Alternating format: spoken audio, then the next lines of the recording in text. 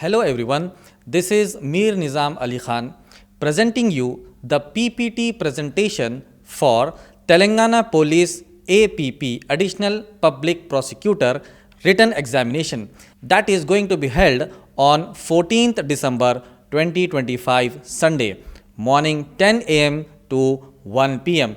In this video, I will be covering 1037 MCQs and this video only contains part 1, that is objectives MCQ types. 5 topics, those are Constitution, which will be having 256 MCQs. Second is Code of Criminal Procedure. In this you will be having 206 MCQs. Third is Criminal Rules of Practice. In this you will be having 38 MCQs. Evidence, in this you will be having 259 MCQs.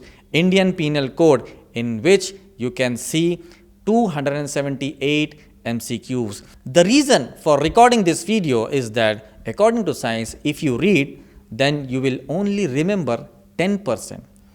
And if you hear the content, then you will retain and remember 30% of the content. If you watch the video and simultaneously if you hear, you will remember more than 50% of what you have seen or what you have remembered. So for my dear students who are appearing for Telangana Police APP examination, for them I am presenting you 1037 MCQs in PPT format. Here it goes. Number 1. Provincial autonomy was not one of the features of Government of India Act 1935. The answer is false. Second, in Raja Nand Kumar trial, Nand Kumar was sentenced to death under the act of, the answer is 1728. Next, which of the following aimed at providing a federal structure for India? The answer is Government of India Act 1935. Next, Lex Loci means law of land. Next, Government of India Act 1919 made the central legislature a bicameral, that is the Council of States and Legislative Assembly. The answer is true. Next, the amendment procedure laid down in the Constitution of India is one of the pattern of, the answer is Government of India Act 1935. Next, under Government of India Act 1935, the federal court had, the answer is original, appellate and advisory jurisdiction. Next, Government of India Act 1935 vested the residuary power in, the answer is Governor General. Next, the system of double government was declared by the answer is Act of 1858. Diarchy of center and the provinces was not one of the features of Government of India Act 1935. The answer is true. Next, under Government of India Act 1909, communal electorate system was introduced for the first time. The answer is true. Next, it was held by the Supreme Court that preamble is the basic feature of Constitution in, the answer is in Re Kesavananda Bharati. Next, Constitution of India has adopted fundamental duties from, the answer is Constitution of USSR, Soviet Union. Sovereignty under Indian Constitution belongs to, the answer is the people. Next, the preamble of our Constitution claims that we, the people of India, have established, the answer is sovereign democratic republic. Next, the preamble of Constitution envisages that it shall stand part of the Constitution. The answer is true. Next, the words socialist, secular and unity and integrity of the nation were made to our Constitution by, the answer is 42nd Amendment of Constitution.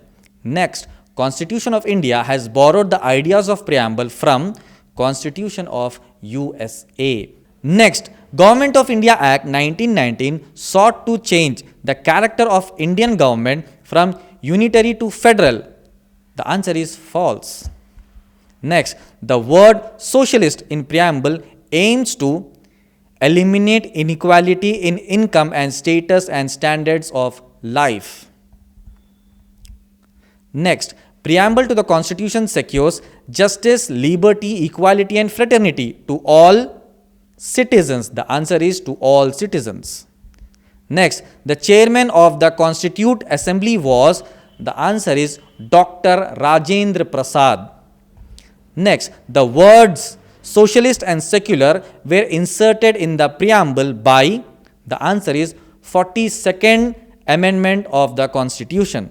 Next, a reasonable restriction in the interest of sovereignty and integrity of India can be imposed on the right to, the answer is freedom of speech and expression. Next, the concept of directive principle of state policy is borrowed from, the answer is Ireland. Next, the preamble of Constitution of India aims to secure, the answer is dignity of the individual and unity and integrity of the nation. Next, the term other authorities in Article 12 includes, the answer is all authorities are created by the Constitution or statute and person on whom powers are conferred by law. Next, India has borrowed the scheme of federation, that is Union of States, from Canada. The answer is Canada. The fundamental rights secured to the individual are, the answer is B, limited to the state action only. Next, by 42nd Amendment Act 1976, unity of the nation was constituted by unity and integrity of the nation in the preamble of the Constitution. The answer is true. Next, under the Indian Constitution, it was held in a case Pradeep versus Union of India, there is only one demisal of the country. The answer is true. The feature power of judicial review is borrowed from the USA. Next, in which case did the Supreme Court hold that an amendment of the Constitution under Article 368 was law within the meaning of the Article 13? The answer is Golaknath versus the state of Punjab. Next, the Citizenship Amendment Act 2003 provides overseas citizenship to the people of India origin in 16 specified countries. Next, in term law enforced in article number 13 subsection 3 means, the answer is A and B, that is only statutory law and customs and usages only. Next, the expression every person in article 5 includes, the answer is all the above. A is determined on the basis of the entire population of the country. B, persons living within the territory of the India. C, member of armed forces. Next, Article 13 subsection 2 states that the state shall not make any law which takes away or abridges the fundamental rights. The answer is true. Next, Article 15 does not permit the state to make any special provision for economically backward classes. The answer is true. Next, untouchability is abolished and its practices is punishable according to article number 17. The answer is true. Next, in Keshavananda Bharati versus State of Kerala, it was held that fundamental rights cannot be amended. False. Next, article number 15 subclause 1 prohibits the state to discriminate against citizens on the grounds of only, the answer is all the above. A, race. B, religion. C, caste and place of birth. Next, a law making classification on the basis of the place of residence is not violated of article number 15. The answer is false. Next, article number 16 subclause 4A was added by 75th amendment of the Constitution. The answer is false.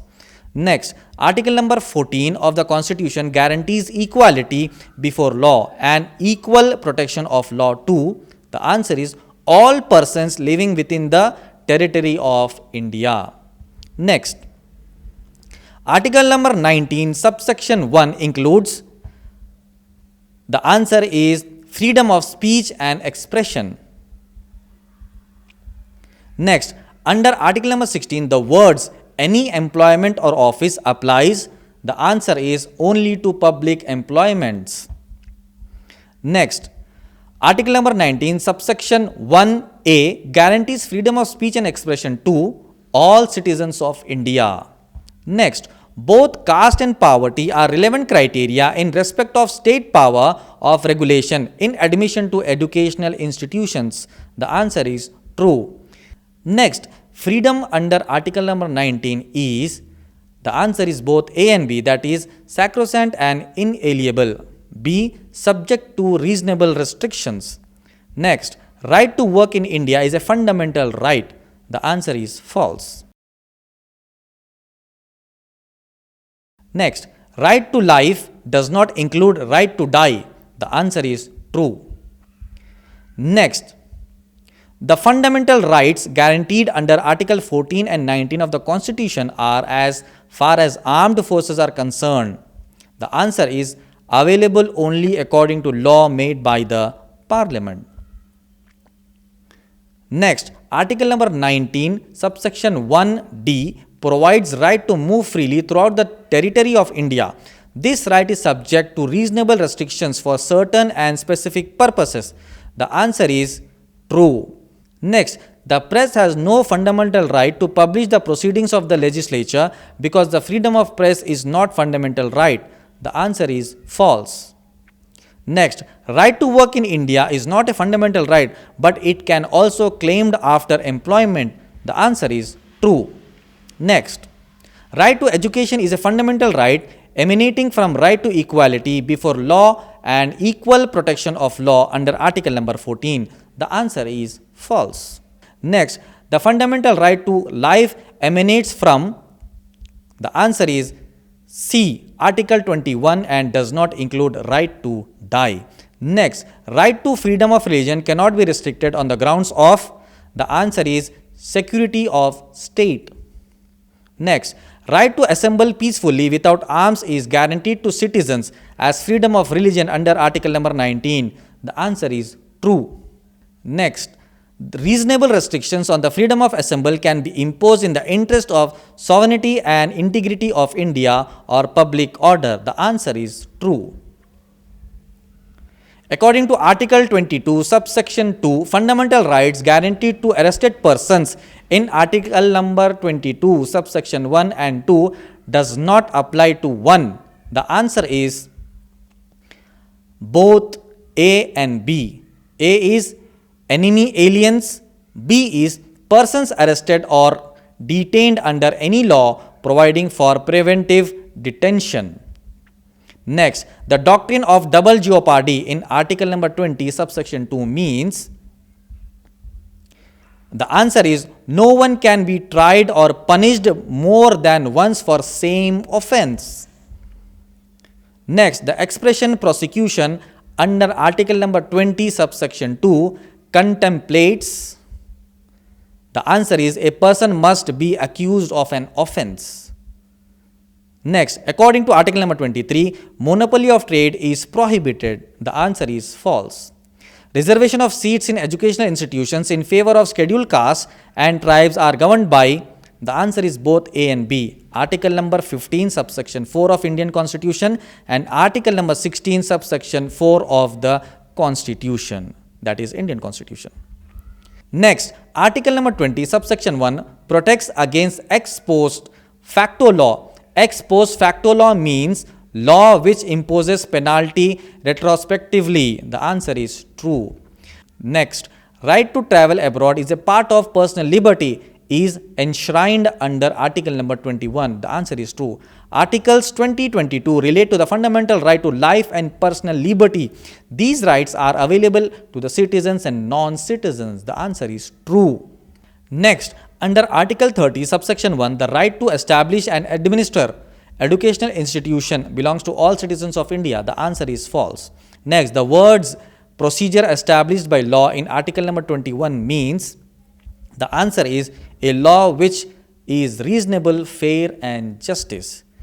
Next, doctrine of self-incrimination means, the answer is no person accused of an offense can be compelled to be a witness against himself.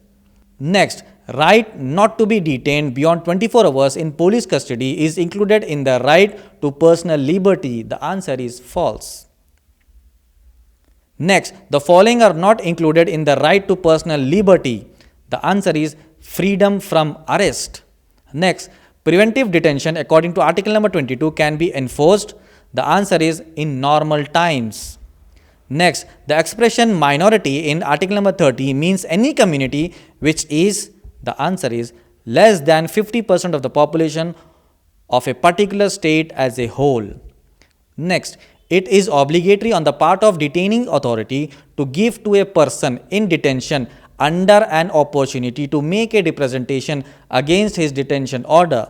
The answer is true. Next, the protection of article 20 subsection 3 is available to confession of guilt made to a friend who visits the accused who is in a police custody. The answer is false. Next, article number 25 guarantee freedom of religion, but it is subject to public order, morality, health and other fundamental rights. True. The right under article number 32 is cannot be abrogated unless the constitution itself is amended.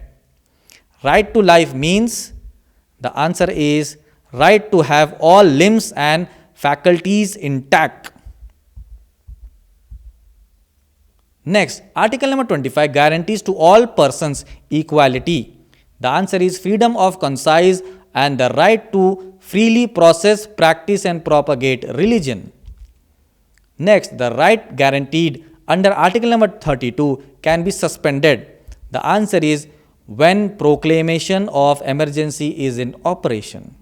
Next, article number 30 subsection 2 lays down that there cannot be any discrimination in giving aid to educational institution on the grounds of institution is managed by the religious or linguistic minority. The answer is true. Next, petitions to the Supreme Court under article 32 are subject to the rule of res judicata except, the answer is habeas corpus. In case of A.K. Gopalan versus State of Madras, the Preventive Detention Act 1950 was found conflicting with these articles. The answer is article number 19 and 21.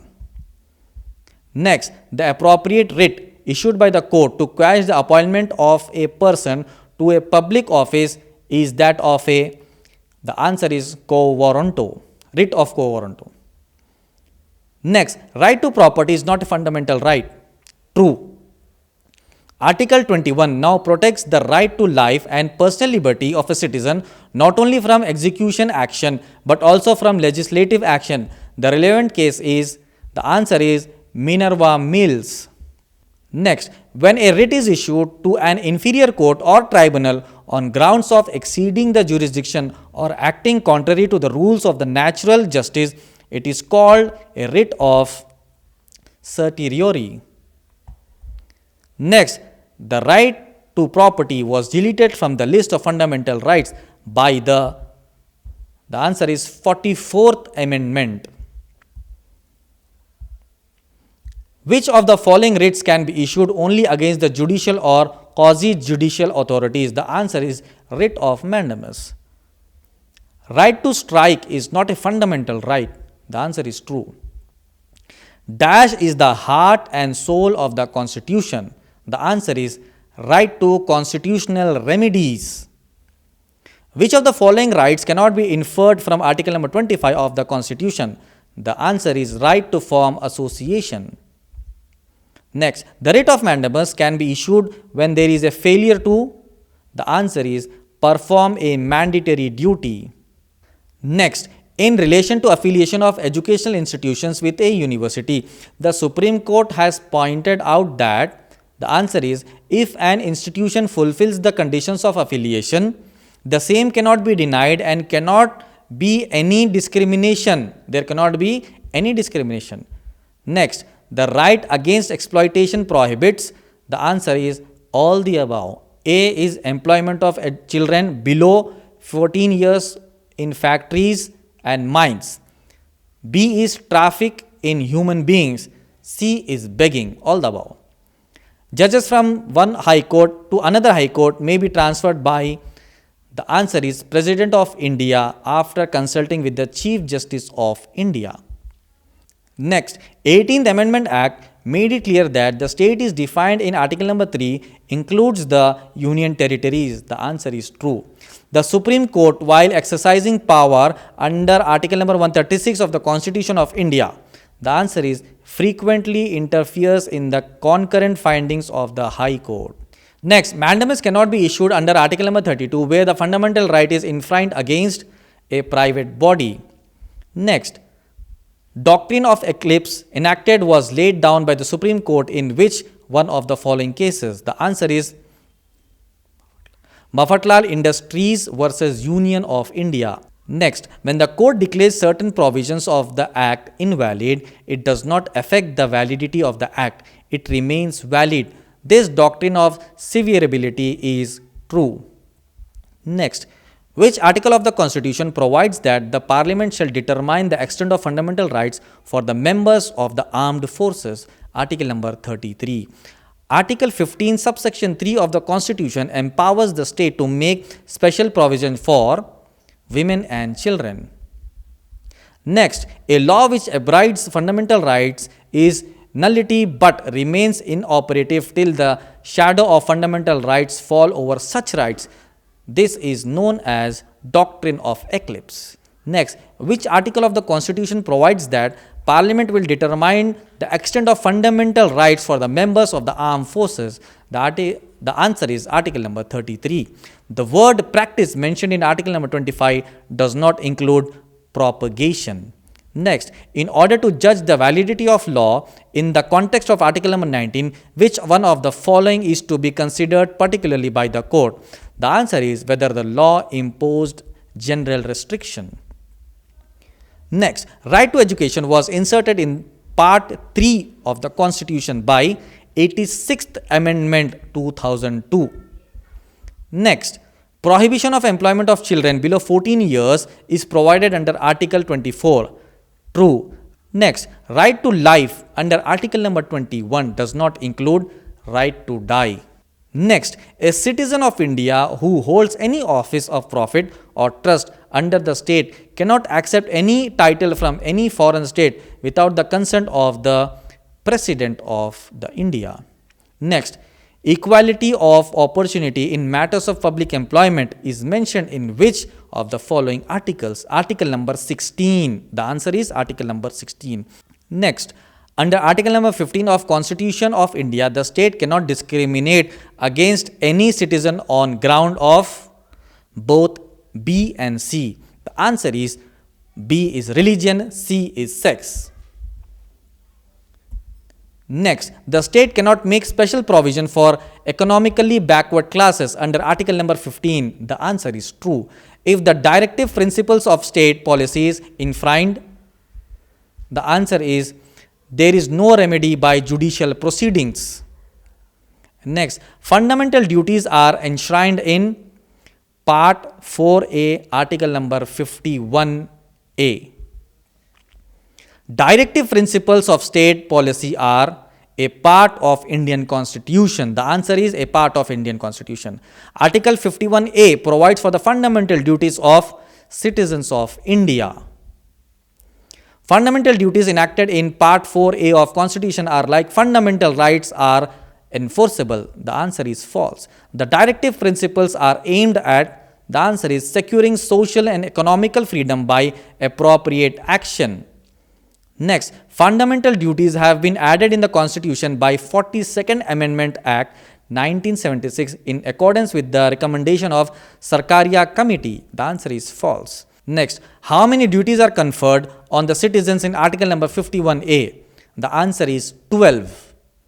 Respect for the national flag is fundamental duty of every citizen. The answer is true.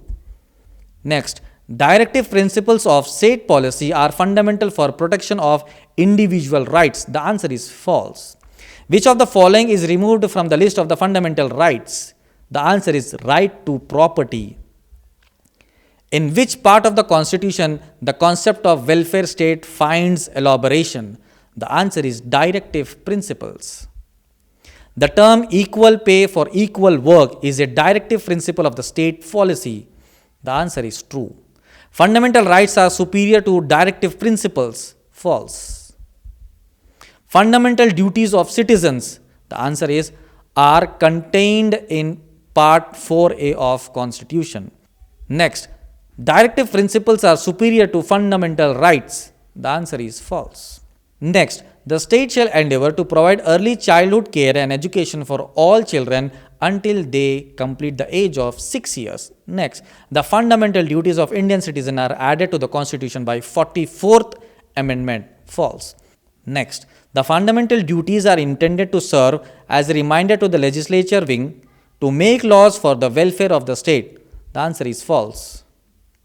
The concept of directive principles is borrowed from the Government of India Act 1935. The answer is false. The oath is administered to the President of India by the Chief Justice of Supreme Court. By 86th Amendment Act 2002, the newly added fundamental duty is to protect and improve natural environment. The answer is false. Next, every Indian citizen has fundamental duties. Yes, of course, and there are 11 fundamental duties. Next, protection and improvement of environment and safeguarding of forest and wildlife is not provided for in the Constitution. The answer is false. Next, the Supreme Commander of Armed Forces is the President of India. The President of India nominates Chief Justice of India. The answer is true. The President of India cannot be re-elected for more than 3 terms. The answer is false. The term of President expires. The answer is 5 years from the date of entering into the office. Next, the term of the office of the Vice President is 5 years from the date on which he enters upon his office. The answer is true. Next, the President of India is elected by an electoral college consisting of the elected members of both houses of the parliament and by the representatives of central and state legislature. The answer is true. The President of India nominates Chief Election Commission of India. The answer is true. The ex-official chairman of the Council of State is Vice President. The answer is Vice President. The President can be removed by the way of impeachment resolution made by only Supreme Court. The answer is false. The power to dissolve the Lok Sabha is vested with. The answer is President of India on the advice of Prime Minister.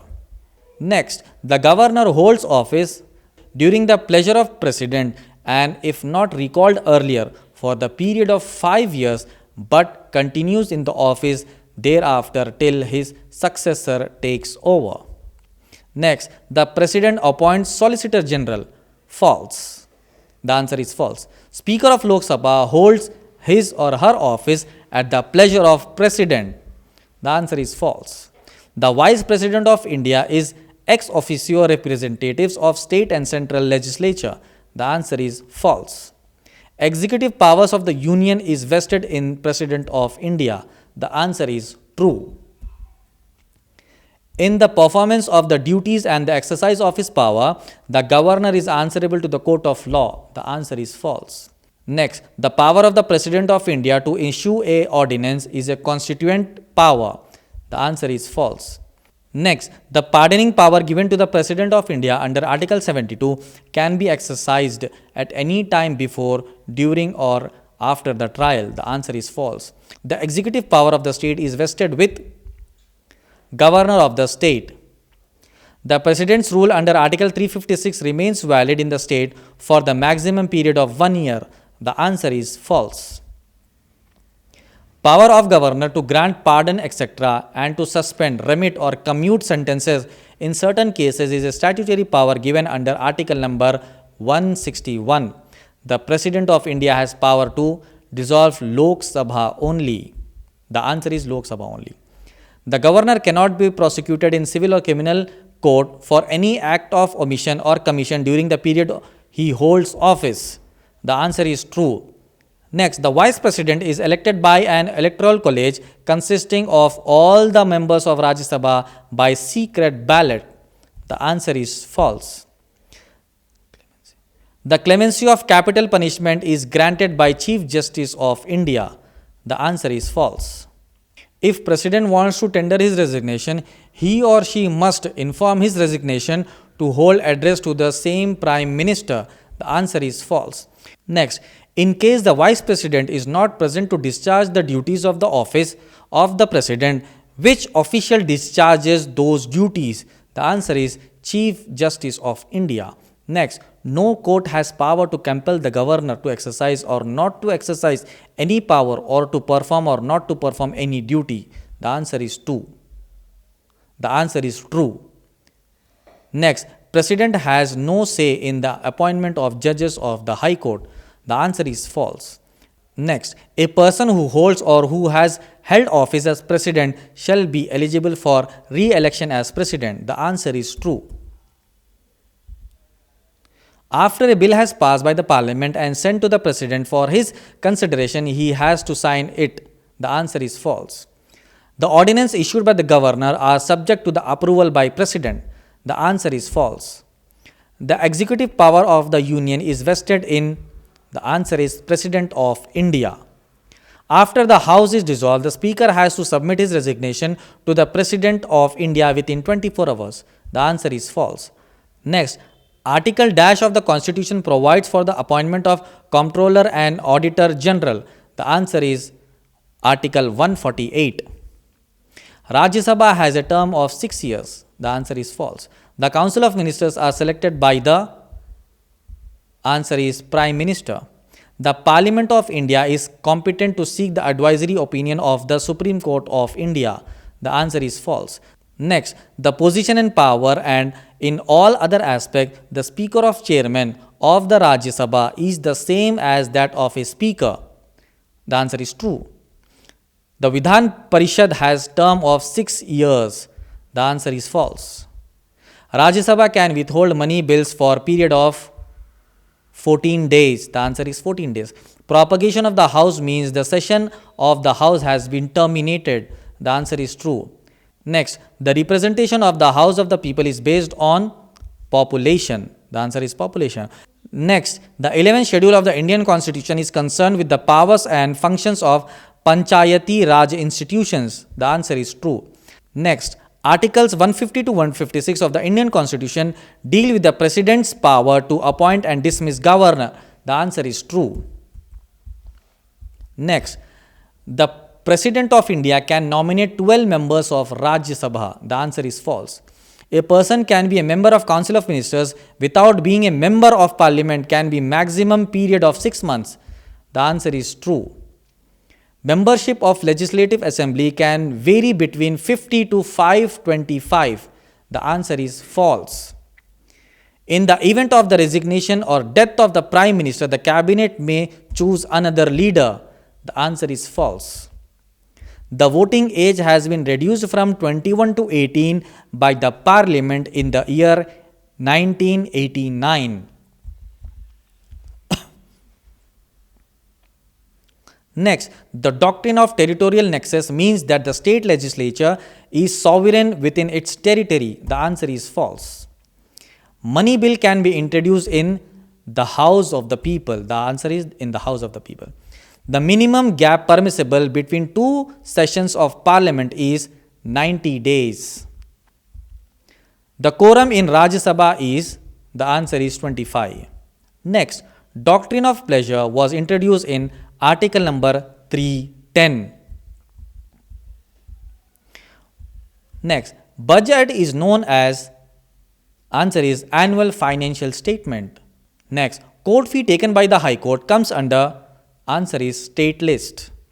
Article 227 of the Constitution deals with, the answer is High Court's power of superintendence.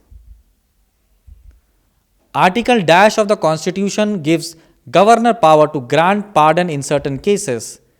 Article number 161. Article dash lays down that the laws declared by the Supreme Court would be binding on all courts in India.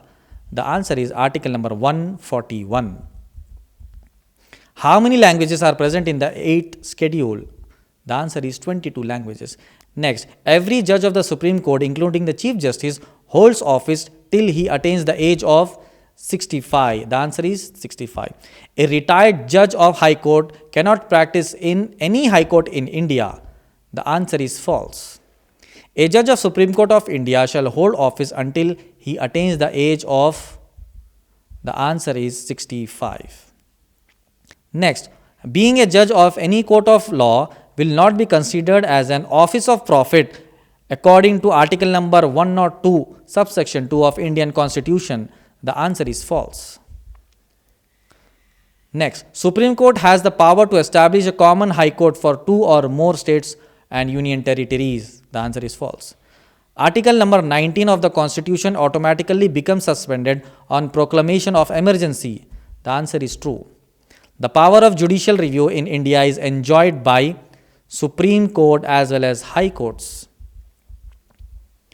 The President may issue proclamation of emergency on account of national emergency. The answer is true. The proclamation of emergency is valid up to 6 months. The answer is true. Parliament has power to legislate with respect to a matter in the state list provided it is in the interest of minority. The answer is false. Next, what cannot be done directly cannot be done indirectly. This statement epitomizes the answer is doctrine of colorable legislation. The structure of Indian Constitution is, the answer is federal in form and unitary in spirit. Next, Parliament has the power to establish common high courts for 2 or more states and union territory. The answer is true. Next, the President rule in a state is imposed for the period of 3 months. The answer is false. The President's rule under Article number 356 remains valid in the state for a minimum period of 1 month. The answer is false. Doctrine of eclipse applies only to pre-constitutional laws. The answer is false. Constitution is preserved by. The answer is the Supreme Court. Distribution of powers is a salient feature of the Constitution of India. The answer is true. The constitutional provision relevant for solving questions of inconsistency between central law and state law is found in the article number 156. The answer is false. Dash types of emergencies have been envisaged by the Indian Constitution. The answer is 3 types of emergencies. Part 18 of the Indian Constitution provides for the declaration of national, state and financial emergency. The answer is true. While a proclamation of emergency is in operation, the state legislature can legislate on the subject in the state list. The answer is true. The 3 lists are mentioned in 9th schedule. The answer is false. Both union and state legislature can legislate on. The answer is all the above. A is economic and social planning. B is criminal law and procedure. C is marriage, contracts and torts. The executive power relating to the concurrent subjects remain with the center and states. The answer is true. Residuary power are vested in the Parliament. Indian Constitution reserves the residuary powers to Union. The answer is true. The central government can assign any function to the states without the consent of the state government. The answer is false. The Indian Parliament has the power to form a new state by separation of territory from any state or by uniting 2 or more states. The answer is true. The Indian Parliament has the power to alter the boundaries of any state. The answer is true. Article dash of the Constitution discusses the financial relations between the state and central states. Article 268 to 281. Next, under Article 249 of Indian Constitution, can Parliament legislate on any subject in the state list? The answer is true.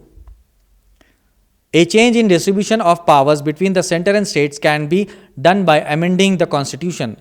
The answer is true. Next, Indian Constitution at times referred as Federal Constitution because it stipulates division of powers and is union of states. The answer is true. Article 360 of Constitution deals with financial emergencies. The answer is true. The Indian Parliament has the power to increase or diminish the area of any state. The answer is true. Sarkaria Commission was set up for the review of relation between center and states. The answer is true. President is empowered to admit into union or establish new states. The answer is false. Next, Article 246 of Indian Constitution deals with, the answer is, Parliament's exclusive powers to make laws with respect to matters in Union list. Next, the distribution of powers between center and states is based on the scheme provided in Government of India Act 1935. Next, the proclamation of emergency at the first instance can be restricted to, the answer is, 6 months. Next, Part 4A was added to the Constitution of India by the 42nd Amendment. Next, President's rule is imposed for the period of, the answer is, 6 months. Next, Panchayats were given constitutional status by, the answer is, 73rd Amendment. Next, 10th Schedule of Indian Constitution deals with defections. The answer is true. Next, Article number 356, subsection 4, a proclamation of emergency in the state ceases to operate automatically after, the answer is, 9 months from the proclamation. Next, during the proclamation of national emergency, Article number 19 cannot be suspended. The answer is false. Next, under the doctrine of immunity of instrumentality, Union cannot levy taxes on the states. The answer is true. The duration of proclamation of financial emergency is at the first instance 6 months. The answer is false. The Union list contains 97 subjects. Election to the Gram Panchayat are by indirect method. The answer is false. The concurrent list contain 47 subjects. Article 360 of Constitution deals with ordinance making power of the President. The answer is false. Article 340 of Indian Constitution deals with backward classes commission. The answer is true. Now we are proceeding to next topic. The topic is Code of Criminal Procedure. In this we will be having 206 MCQs, starting with the very first one. In India, we follow, the answer is, adversary system of justice. Next, in a criminal trial, burden of proof lies on the prosecution. Next, under section 219, dash number of offences of the same kind within dash months may be charged together. 3 number of offences and 12 months may be charged together. Next, the following trial is conducted in a warrant case. The answer is both B and C. B is trial before a court session. C is trial of warrant cases by magistrates. The following trials are conducted in a summons case. The answer is summary trial. Next, under section 293, the following are government scientific experts. The answer is D, all the above. A, any chemical examiner or assistant chemical examiner to the government. B, the director, Hafkin University Institute. B, the director, Hafkin Institute, Bombay. C, the serologist to the government. Next, offences triable summary. The answer is both A and B. Offences under punishable with death, imprisonment for life or imprisonment for a term exceeding 2 years. B, theft under section 379, 380 or 381 of IPC, where the value of the property stolen does not exceed 2000 rupees. Next, offences triable summary. The answer is both A and B. A is offences under section 454 and 456 of IPC. B, insult with intent to provoke a breach of peace under section 504 and criminal intimidation under section 506 of IPC. Next, every court subordinate to the High Court may make a reference to the High Court under section 395 subsection A of CRPC. The answer is only on a question of law. Next, under section 401, High Court has powers to convert a revision petition into an appeal petition if any of the following are fulfilled.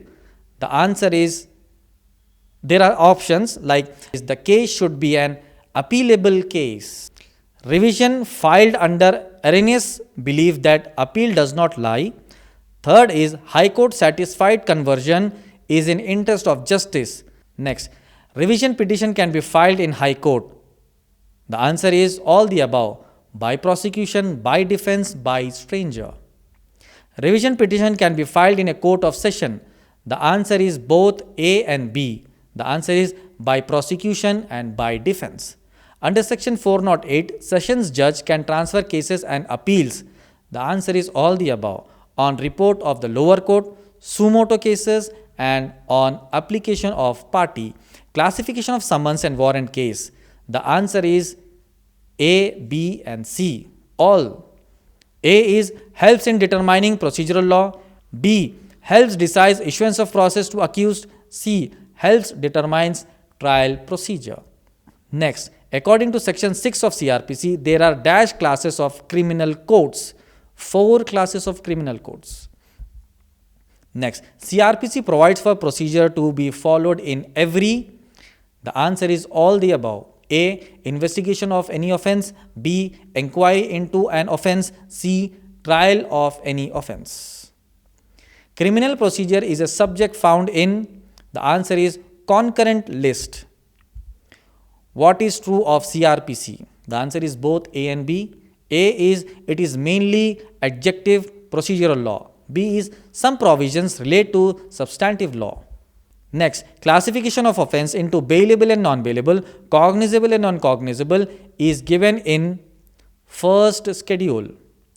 Next, in non-cognizable case, police can investigate without magistrate's order but cannot arrest without warrant. The answer is false. Non-cognizable offense defined under, the answer is section 2, subsection 1. In a bailable offense, bail is granted as a matter of right by the police officer or court.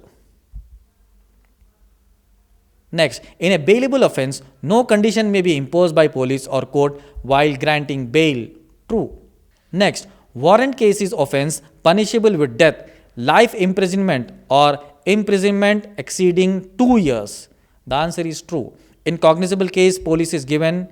The answer is both A and B. Authority to arrest without warrant, authority to investigate without magistrate's permission. When magistrate examines complainant and witnesses, the answer is he is conducting inquiry. Next, under scheme of CRPC, non-cognizable offense is private wrong. Complaint under section 2, subsection D of CRPC is can be written or oral. Next, claims and objections to the attachment of the property under section 83 of CRPC by any person other than the proclaimed person as provided under section 84 of CRPC shall be within 6 months of attachment. Investigation under section 2, subsection H, CRPC is both A and B. A is only by police officer, B is by any person authorized by magistrate. Next, offenses not mentioned in section 320 CRPC. The answer is they are not compoundable. Metropolitan magistrate may pass sentence.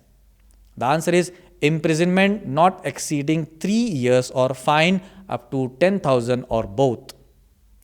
A metropolitan magistrate can award sentence of imprisonment in default of payment of fine not exceeding 1/4 of the term of imprisonment which he is competent to inflict as substantive sentence. The answer is true. Imprisonment in default of fine shall be addition to a substantive sentences maximum awardable under section 29 without any specific order. The answer is true. CRPC is not unduly rigid and makes room for any special law and procedure and generally gives precedence to such special law and procedure. The answer is true. Next, classification of compoundable and non-compoundable offences is given under section 320 CRPC. Cognizable offences defined under section 2 subsection C. Arrest means total restraint or deprivation of liberty. A person may be arrested without warrant. The answer is all the above. A is for securing accused presence at trial as preventive measures. C is as precautionary measures. Next, section 54 CRPC provides for a medical examination of accused. The answer is at request of accused. Attachment of property of the person absconding can be, the answer is issued simultaneously with the issue of proclamation. It is mandatory for the police to produce the person arrested before a magistrate within 24 hours of arrest. It is under section 57 of CRPC. Which of the following classifications comes under Criminal Procedure Code CRPC? That is all the above. A. Cognizable and non-cognizable offences, bailable and non-bailable offences, summons cases and warrant cases, all comes under CRPC. Proclamation requiring a person to appear must be published given, the answer is not less than 30 days time to the person concerned. A suit to establish the right over the property attached by person other than the person proclaimed who has filed claim and objection to attachment can be filed within, the answer is 1 year from the date of disallowing the claim. Next, a complaint may relate to, the answer is both A and B, cognizable offence and non-cognizable offence. Next, a proclaimed person whose property has been attached can claim the property or the sale proceeds on appearance. The answer is within 2 years of attachment. Next, a search warrant is given to the police officer or any other person for the search of any place generally as well as for specified things or documents. True. A declaration of forfeiting under CRPC can be set aside only by the High Court. The answer is the High Court. A search warrant can be issued in respect of a place used for deposit, sale and production of forged documents and false deals. The answer is true. A search warrant can be issued in respect of place used for deposit and sale of stolen property. The answer is true. Next, a complaint as provided under section 2 subsection D of CRPC can be, the answer is to a magistrate. A search warrant can be issued in respect of place used for deposit, sale and production of counterfeit coin, currency, notes and stamp. True. Section 87 of CRPC authorizes issuance of warrant in lieu of summons or in addition to summons. The answer is true. Next, the period of limitation to set aside the declaration of forfeiting as provided under section 96 of CRPC is, the answer is 2 months from the date of publication of declaration. Search without warrant under section 103 of CRPC in the presence of the magistrate only who is competent to issue search warrant in respect of any place. The answer is true. Warrant of arrest. The answer is all the above. A is must be written, B is addressed to a police officer, C is signed, sealed and issued by magistrate. During investigation in a case, a search can be conducted without a warrant. The answer is by the investigating officer. In a non-cognizable case, when a magistrate orders the police to investigate, the police shall have all the powers in respect of investigation except the power to arrest without warrant. The answer is true. A search warrant in respect of a place. The answer is includes search of a person in or about that place only if such person is suspected of concealing possession of any article for which search is being made. Next, joining of two or more independent and respectable inhabitants of the locality in which the place is to be searched is provided for under section 100 subsection 4 of CRPC. A copy of FIR as filed with the magistrate having jurisdiction to take cognizance of an offence by police officer is compliance to section 157 of CRPC. A confessional statement recorded under section 164 of CRPC is a substantive piece of evidence. The answer is can be used as substantive evidence without being formally proved. Next, for the purposes of computation of the period of 90 days for the purposes of section 167 subsection 2 of CRPC, the answer is the day on which the accused was remanded has to be excluded. Next, a joint statement of several witnesses recorded during investigation will neither render these persons as incompetent witnesses nor their evidence inadmissible. The answer is true. Any magistrate may direct a search to be made in the presence of any place for search of which he is competent to issue a search warrant. The answer is true. Section 125 deals with maintenance for all the above. A. Wives. B. Children. C. Parents. Next, the word inspection in section 93 subsection 1C of CRPC refers to locality and place. A police officer has to inform the person arrested the grounds of arrest and right of bail if the offence is non-bailable. It is under section 50 of CRPC. Next, the statement of witness recorded under section 161 of CRPC in writing during investigation and is signed by the person making the statement under section 162 subsection 1 of CRPC. Statement recorded under section 161 CRPC can be used for contradicting the witness. A non-confessional statement recorded under section 164 of CRPC is not a substantive evidence. True. Where a person's statement is recorded under section 164 during investigation and is called as a defense witness, his previous statements before the police. Answer is can be used for any purpose. Section 463 of CRPC permits oral evidence. The answer is to prove that the procedure laid down under section 164 CRPC was complied with in relation to where the record does not show that where the police and the magistrate use their powers in respect of investigation except the power to arrest without warrant.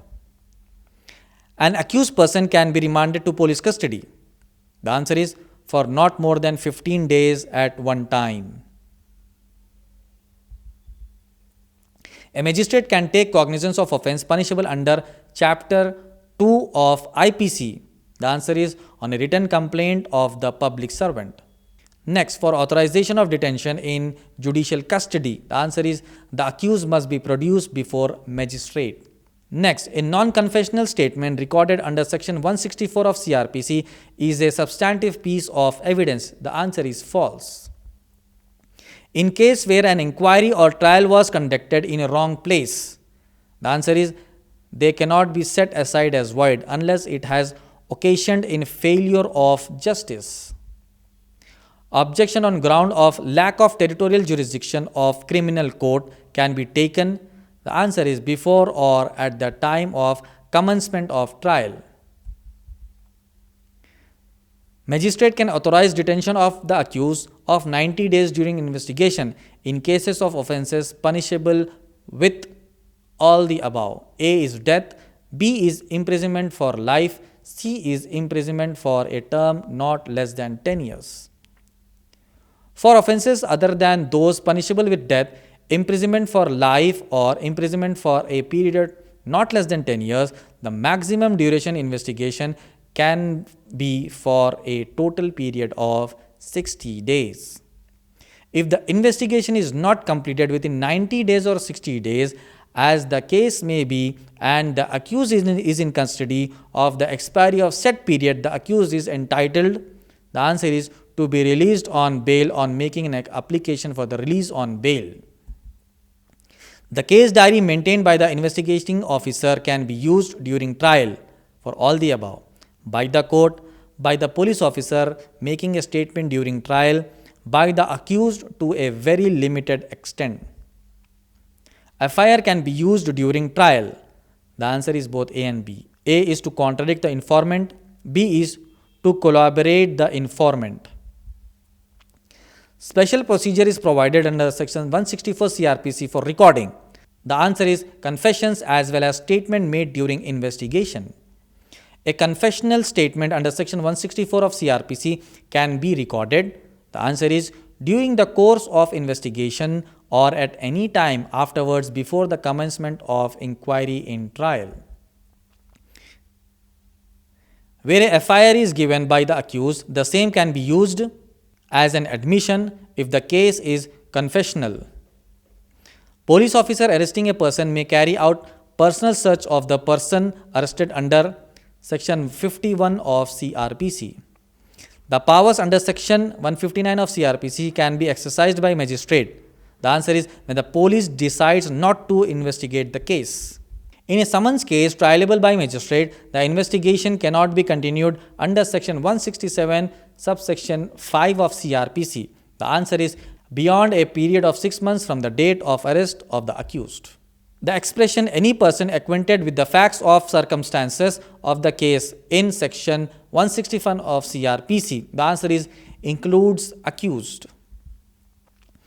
Where a magistrate not empowered by law to issue a search warrant for a place suspected to contain stolen property erroneously issues a search warrant, the answer is C, either A or B. A is the search proceedings shall be set aside only if challenged by any person aggrieved by the search. B, the search proceedings shall be void ab initio. Section 125 of CRPC does not provide for payment maintenance allowance by wife to husband. The answer is the wife to husband. In a summons case trialable by magistrate, continuation of investigation beyond the period of 6 months from the date of arrest of the accused without the previous permission of the magistrate shall, the answer is, not render the entire investigation bad, but the accused is liable to be discharged. The expression for a term of imprisonment not less than 10 years means up to 10 years. The answer is up to 10 years. Maintenance under section 125 of CRPC can be claimed. The answer is D, both B and C. B is by legitimate and illegitimate minor child. C is by father as well as mother. Under section 159 of CRPC, a preliminary inquiry can be conducted. The answer is D, both A and C. A is by the magistrate having jurisdiction to take cognizance. C, by any magistrate subordinate to the magistrate under the orders of such magistrate. The following can claim maintenance under section 125 of CRPC. The answer is all the above. A is a legitimate and illegitimate minor child, a legitimate or illegitimate major male child suffering from physical or mental abnormality. C is wife including divorced but not remarried woman. A magistrate under section 125 of CRPC has the power to grant interim maintenance and the expenses of the proceedings. Next.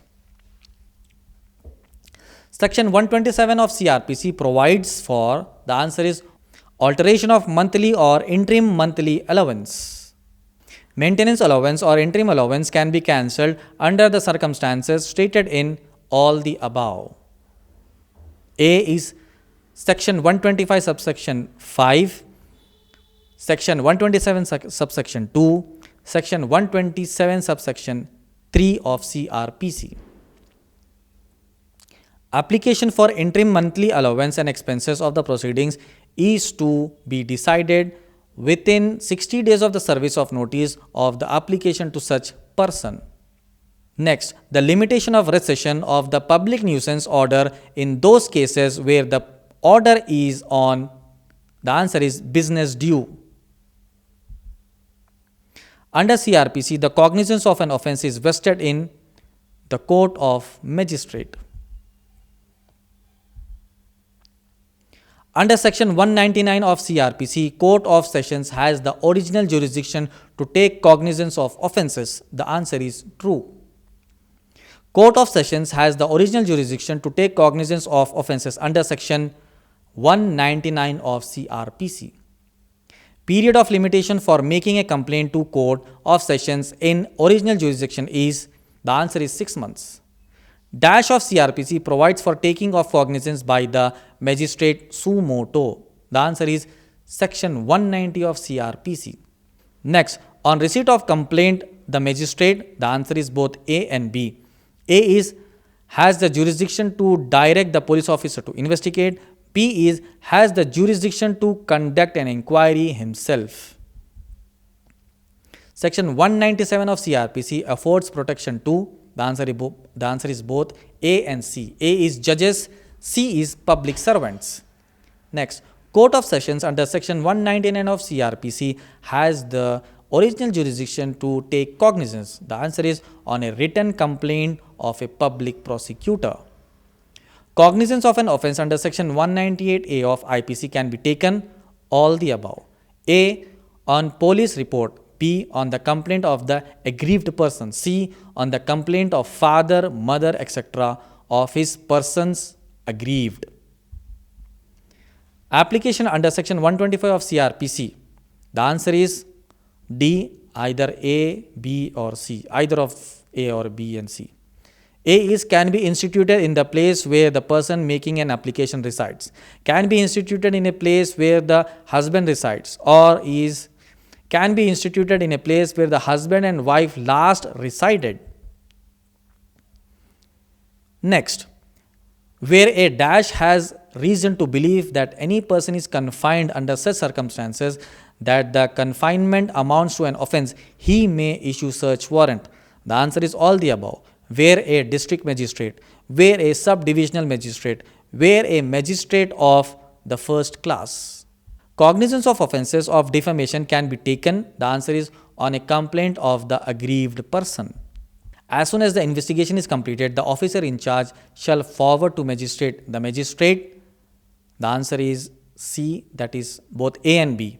A is may issue a process against the accused person, is not bound by the conclusions drawn by the police, and may order further investigation.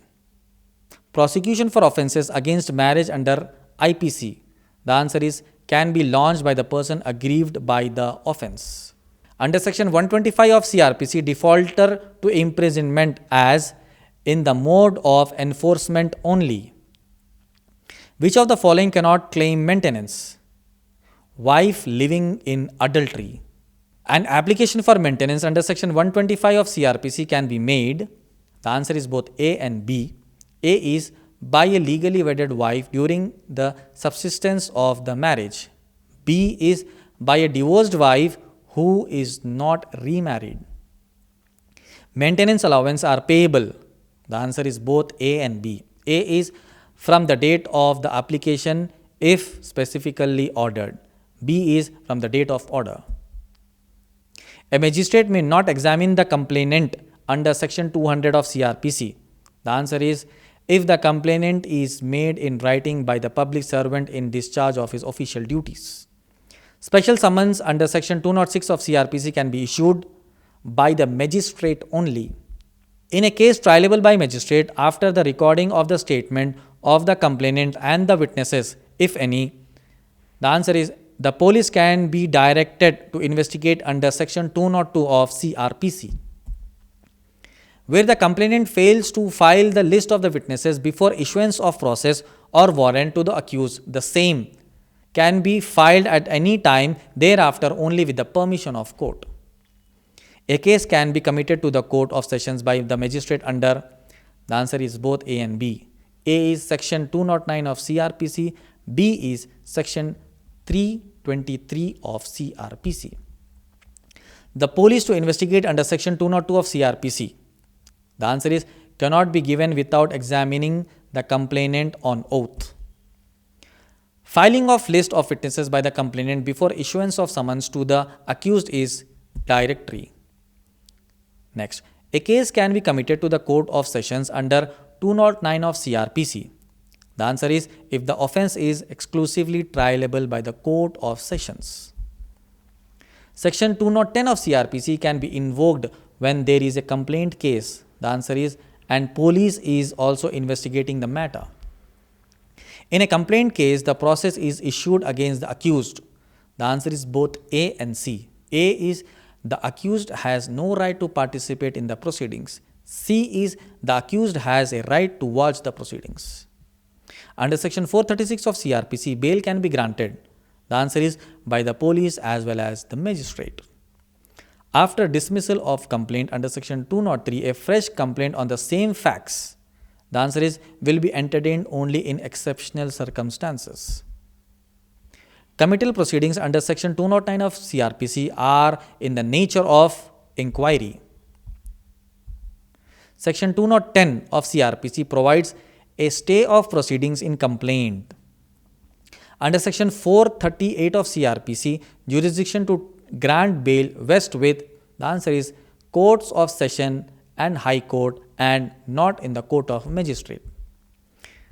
Where the complaint is for commission of offence exclusively trialable by the court of sessions, the answer is the magistrate examines the complainant and witnesses. On a mere fact that an accused person may be required for being identified by witnesses during the investigation, the answer is bail cannot be refused. Under section 439 of CRPC, the jurisdiction to cancel bail vests with all the above. A is Court of Magistrate, B is Court of Sessions, C is High Court.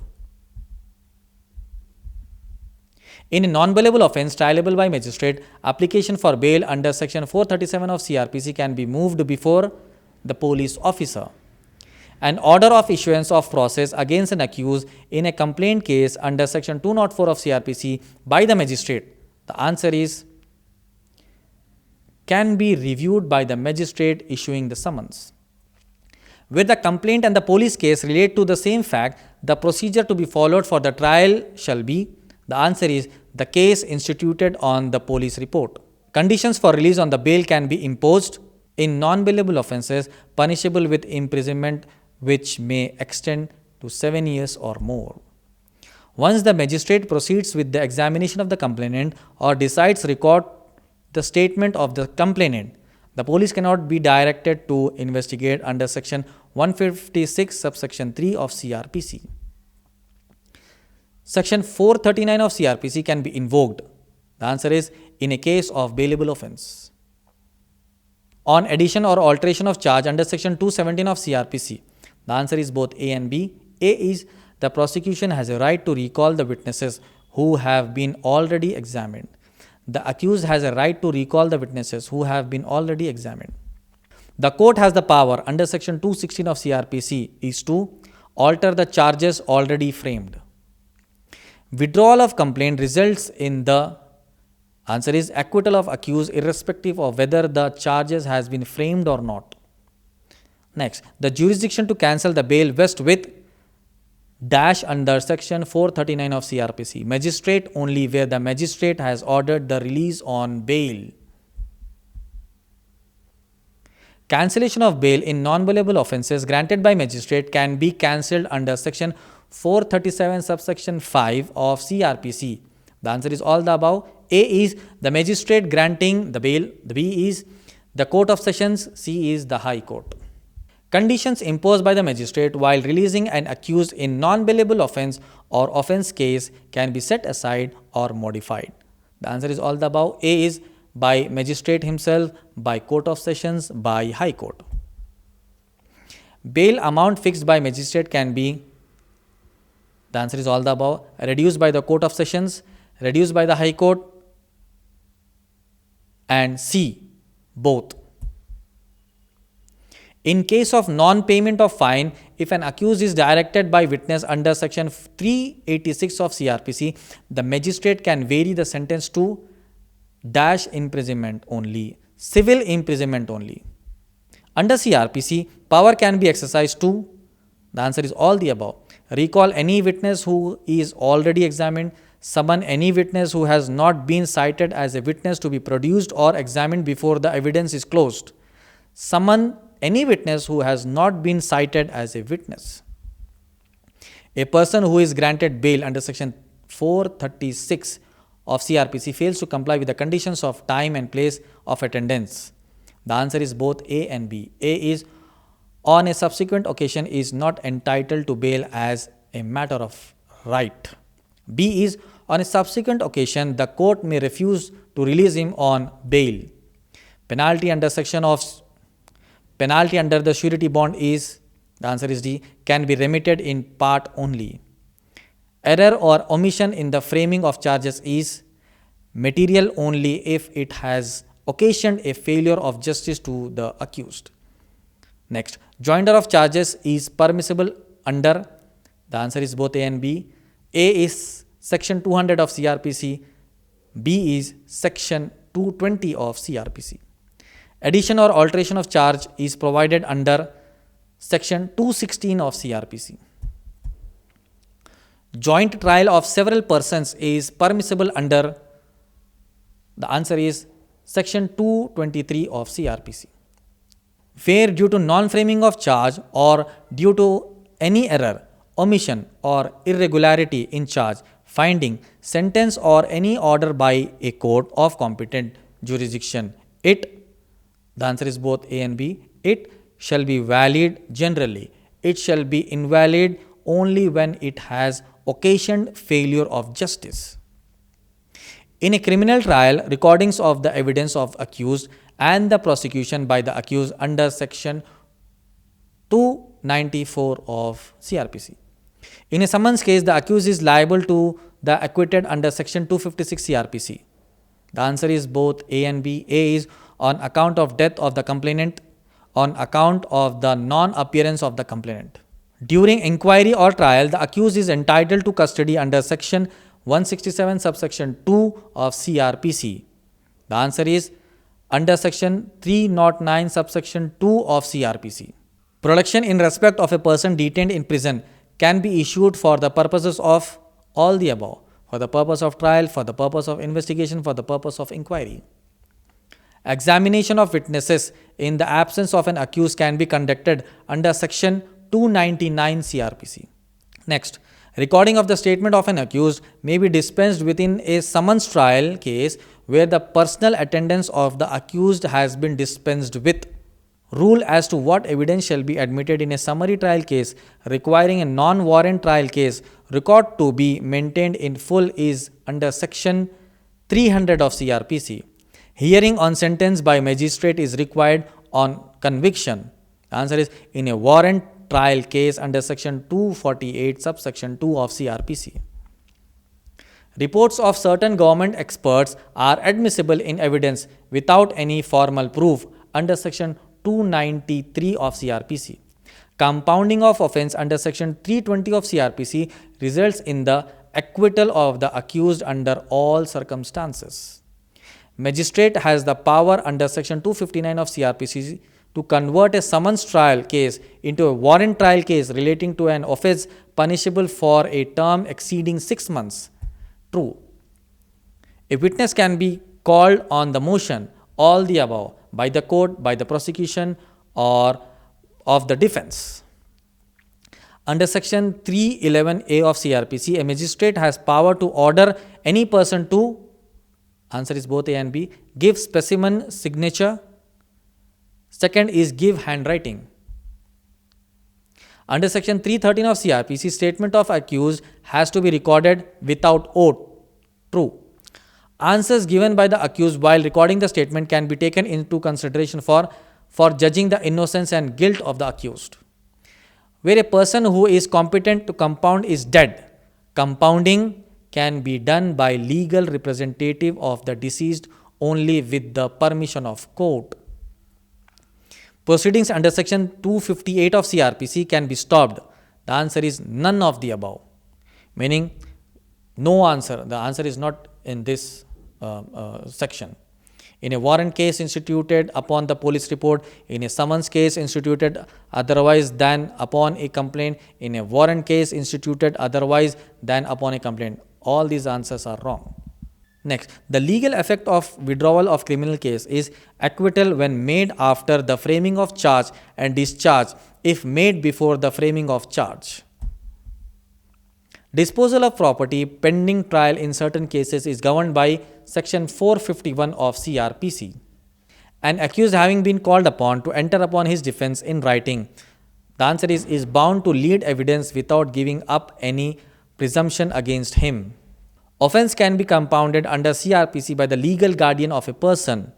The answer is all the above. A person who is an idiot, a person who is a lunatic, a person under the age of 18 years.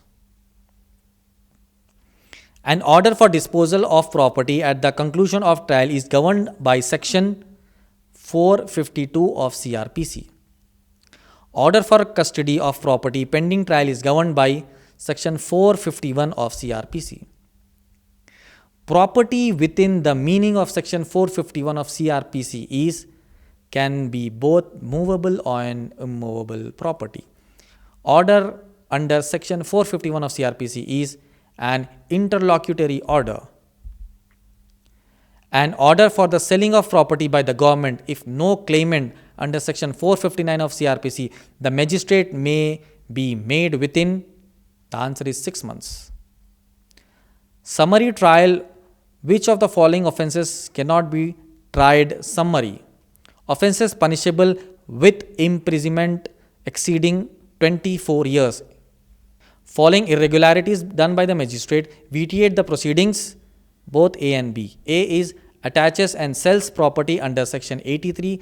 B is takes cognizance of an offence under clause C of subsection 1 of section 190. Irregularities which do not vitiate trial are found in section 460 of CRPC.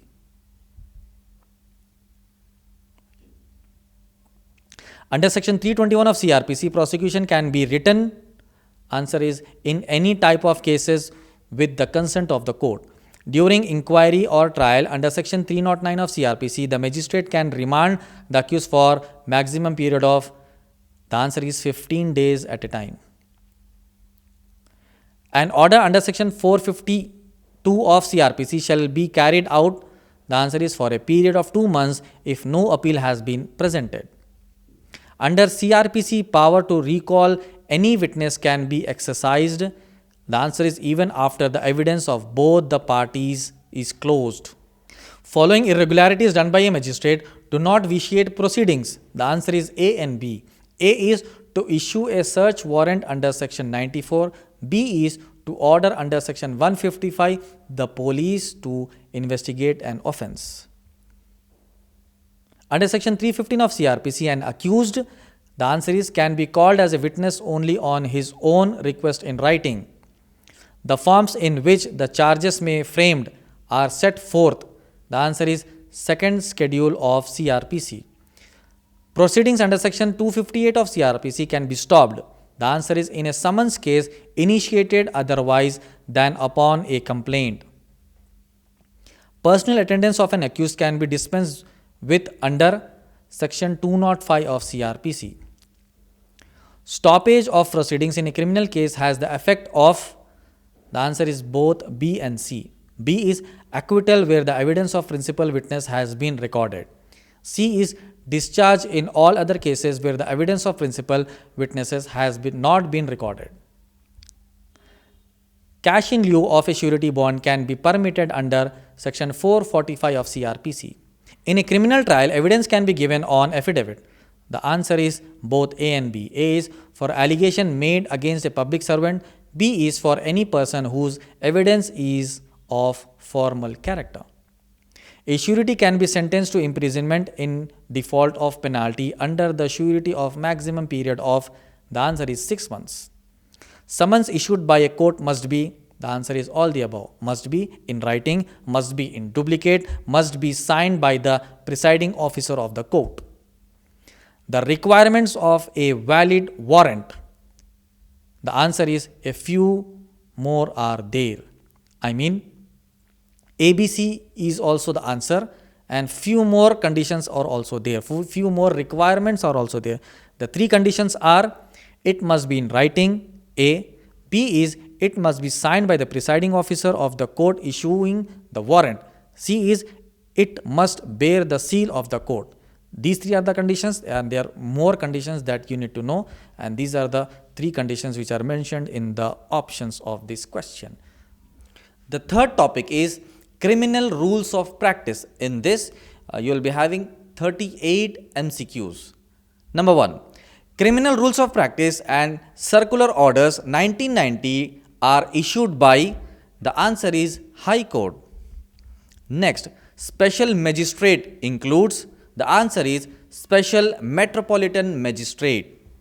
Next, court shall ordinarily sit from, the timings of court, the answer is 10:30 a.m. to 5 p.m. Generally, there will be a ring. When the court starts, there will be a ring in the entire building, and when the court ends at 5 p.m., again there will be a ring, and there will be a ring at the time of intervals, yani lunch. Fourth, the lunch hours for a lower court are, the answer is 2 p.m. to 2:30 p.m. Next, cases related to dash may be tried in camera. The answer is juvenile offenders and women.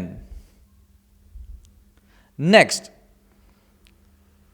In urgent bail applications presented out of the court hours, orders may be passed in the case of non-bailable offences without notice to the prosecution. The answer is false. Next, summons issued to witnesses shall ordinarily be signed by the answer is chief ministerial officer of the court. Next, summons issued to accused shall be signed by, the answer is magistrate. Next, facsimile stamps may be used for signing warrants and summons. False. The answer is false. All notices issued by the High Court under section 385 and 422 and clause 2 of section 401 of CRPC shall be in, the answer is duplicate. Two duplicates basically. Next, all summons intended to be served upon a member of State Legislative Assembly shall be addressed and may be sent to the presiding officer of the House for service on the members. The answer is false. Next, all summons intended to be served on member of State Legislative Assembly for civil suits shall be addressed to the presiding officer of the House for service on the members. The answer is again false. Next, warrants, summons and releases of arrest of member of parliament shall be intimated to the concerned, the answer is presiding officer of the House, and also to the Home Ministry, Government of India. Next, arrest, summons and release of members of state legislature shall be intimated to the answer is presiding officer of the House and also to the Home Ministry, Government of India. Next, summons to government analyst in food adulteration cases shall be sent through the answer is chief judicial magistrate. Next, magistrates and judges receiving FIRs shall, the answer is all the above. A, initial each page. B, put the date, stamp and time of receipt. C, note the name of the messenger. All the above. Next, magistrates and judges receiving inquest reports shall, the answer is all the above. Initial each page, put the date, stamp and time of receipt, note the name of the messenger, again the same. Next, in computing the period of 15 days mentioned in subsection 2 of section 167 of the provision to section 309 of the code, the answer is both the day on which the remand order was made and the day on which the accused is ordered to be produced before the court shall be included. Next, police officer may be allowed to put a seal on identification while the statement or confession is being recorded. The answer is false. While recording a dying declaration before taking the declaration, the magistrate shall disclose his identity. The answer is true.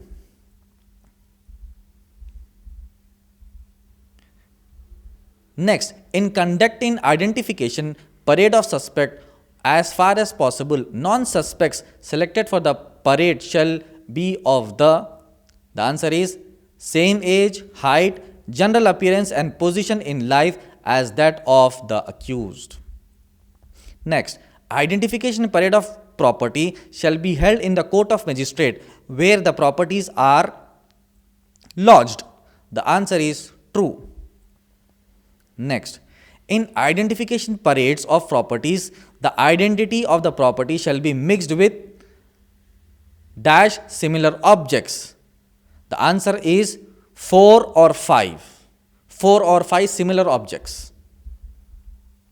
State brief panel shall be prepared dash in the order of the seniority of the advocates.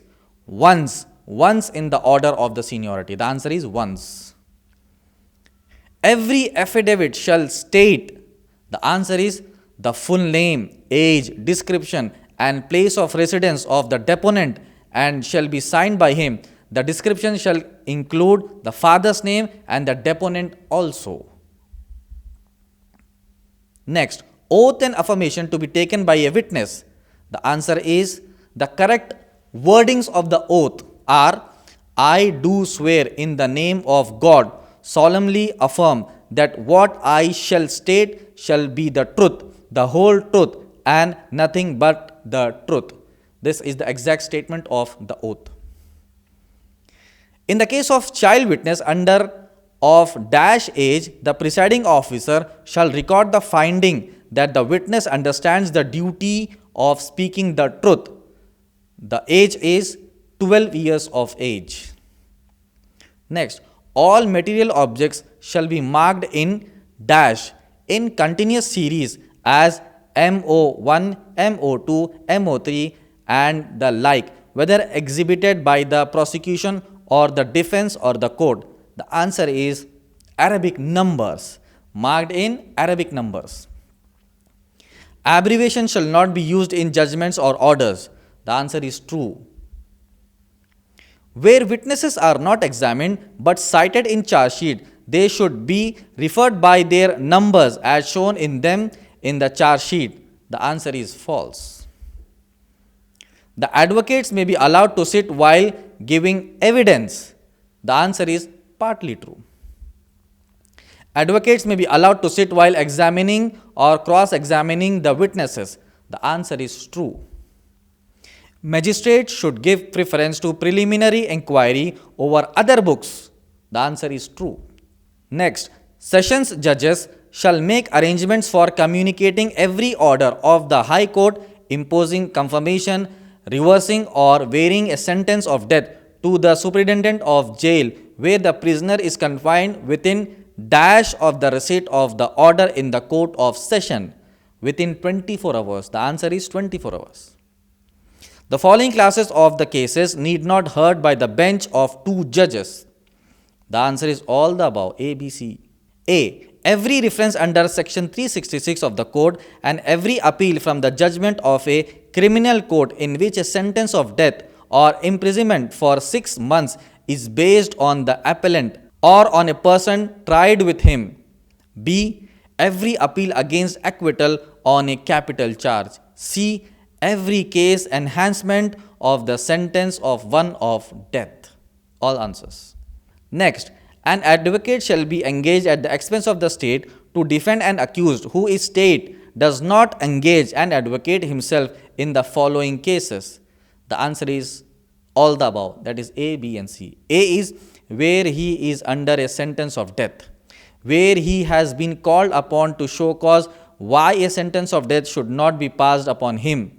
And the C is where an appeal has been filed under section 378 of code in case involving a sentence of death or imprisonment.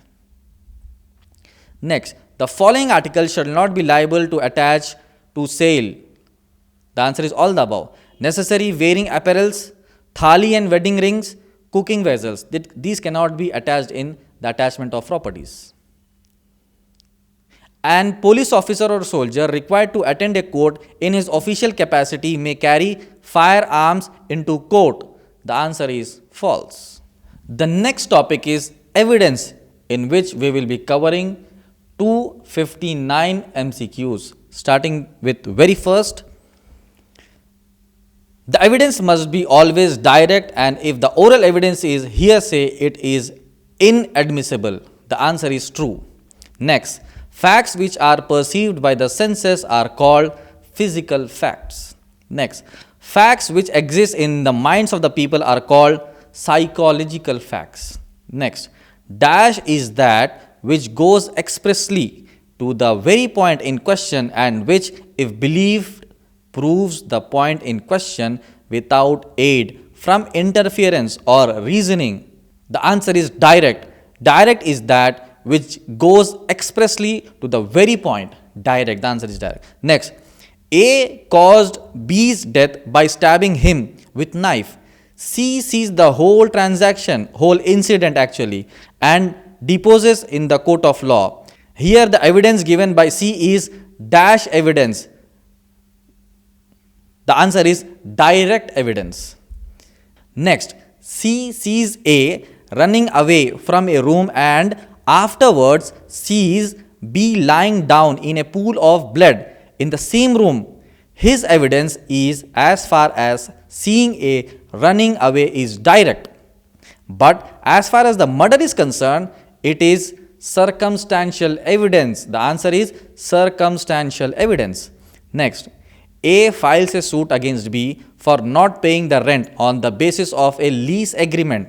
C deposes that he was present when the agreement is entered into. The evidence given by C is direct evidence. This is direct. The answer is direct evidence. If evidence relates to the existence or non-existence of only a relevant fact, it is circumstantial evidence. Next, circumstantial evidence must satisfy the following tests. The answer is all the above: A, B and C. A. The circumstances from which an interference of guilt is to be drawn must be cogently and firmly established. B. Those circumstances should be a definite tendency unerringly pointed towards the guilt of the accused. C. The circumstances taken collectively should form a chain so complete that there is no escape from the conclusion that with all human probability the crime was committed by the accused. All these are circumstantial evidences. Next, an admission which is made as the part of proceedings so that it is recorded in the file of the court is called a none of the above. It is not a formal admission, it is not an informal admission, it is not an admission by court, none of the above. Next, according to the Indian Evidence Act, relevancy means strictly admissibility. The answer is false. Dash evidence is known as material evidence also. The answer is real evidence. Oral admissions as to the contents of a documents are not relevant unless and until the party proposes to prove them shows that he is entitled to give a secondary evidence of the contents of such document under the rules hereinafter contained, or unless the genuineness of a document produced is in question. The answer is true. The contents of the document may be proved either by primary evidence or secondary evidence. The answer is true. Admission itself is hearsay evidence. The answer is true. Next, dash confession are made in the court of law and recorded by the magistrate under section 164 of CRPC. Those are judicial confessions. Judicial. The answer is judicial. Dash confession are made to any person outside the court. It may be to police, to his friends, enemy's wife, to his neighbor. The answer is extrajudicial confession. Next, dash confession is a statement made by an accused person before the trial begins, by which he admits to have committed the offense, but which he repudiates at the trial. The answer is retracted. There is no absolute rule of law that dying declaration cannot form the sole basis of conviction unless corroborated. The answer is true. Each case must be determined on its own facts, keeping in view the circumstances in which the dying declaration was made. The answer is true. Next, estoppel deals with question of facts and of rights. The answer is partly true. A dying declaration is a weaker kind of evidence. It does not stand on the same footing as any other piece of evidence. The answer is false. Next, a presumption is an interference drawn from two facts which are already proved or need not be proved. The answer is true. Section dash of Indian Evidence Act deals with latent ambiguity. The answer is 95, section 95. Under section 146 of Indian Evidence Act, a witness may be questioned. The answer is all the above. A. To testify his veracity.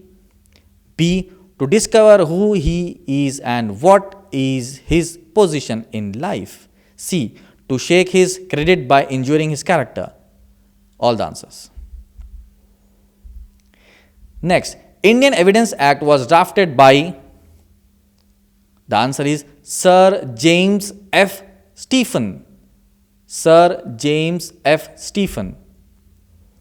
Relevancy and admissibility are, the answer is neither synonymous nor coextensive. Next, what is correct as regards to admissibility of self-regarding statement? The answer is self-harming statement is admissible, but a self-serving statement is generally inadmissible. Under the law of evidence, as a general rule, opinion on a matter of fact and law both are relevant. The answer is false. Facts can be, answer is physical and psychological, both A and B.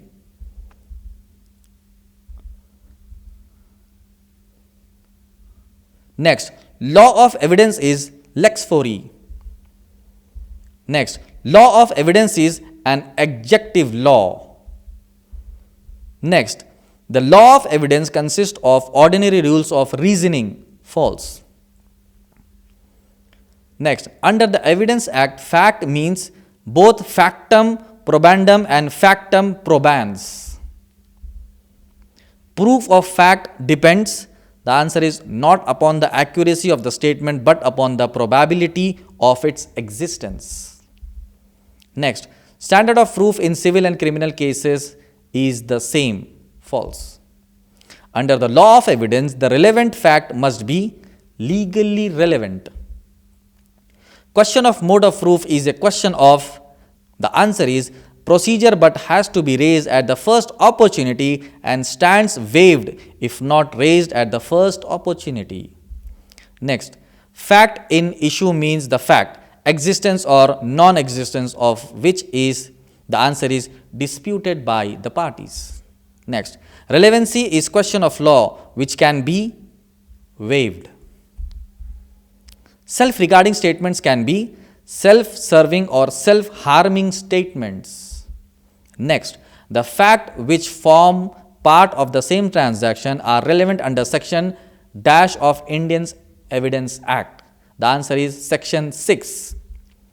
Presumptions under the law of evidence are, the answer is both A and B. A is presumptions of law and B is presumptions of facts. Evidence under the Indian Evidence Act include, the answer is both ocular and documentary evidence.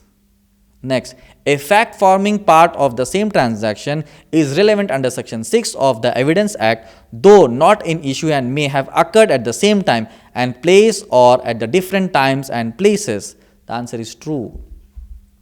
Next, under section 8 of the Indian Evidence Act, all the above. The answer is all the above. Conduct is relevant, motive is relevant, preparation is relevant, all the three, ABC. Alibi is governed by dash of the Indian Evidence Act, section 11. Under section 9 of Evidence Act, the identification parades of both A and B are relevant. A is suspects are relevant, objects are relevant. Next, things said or done by a conspirator in reference to the common design is relevant under section dash of Indian Evidence Act. The answer is section 10 of Indian Evidence Act. Next, several classes of facts which are connected with the transactions in a particular mode are relevant under section dash of Indian Evidence Act, under section 7 of Indian Evidence Act. Under explanation 1 to section 14 of Indian Evidence Act, the answer is evidence having a distinct and immediate reference to the particular matter in question is admissible. Next, a confession made by a conspirator involving other members is relevant against the co-conspirator jointly tried with him and is admissible under section dash of Indian Evidence Act. The answer is section 30. Motives of preparation and conduct are relevant under section dash of the Indian Evidence Act, under section 8 of Indian Evidence Act. Transaction and instances relating to a right or custom are relevant under section dash of Indian Evidence Act, under section 13 of Indian Evidence Act. Next, previous conviction of a person is relevant under explanation dash to section dash of Indian Evidence Act, under explanation to section 14 of Indian Evidence Act.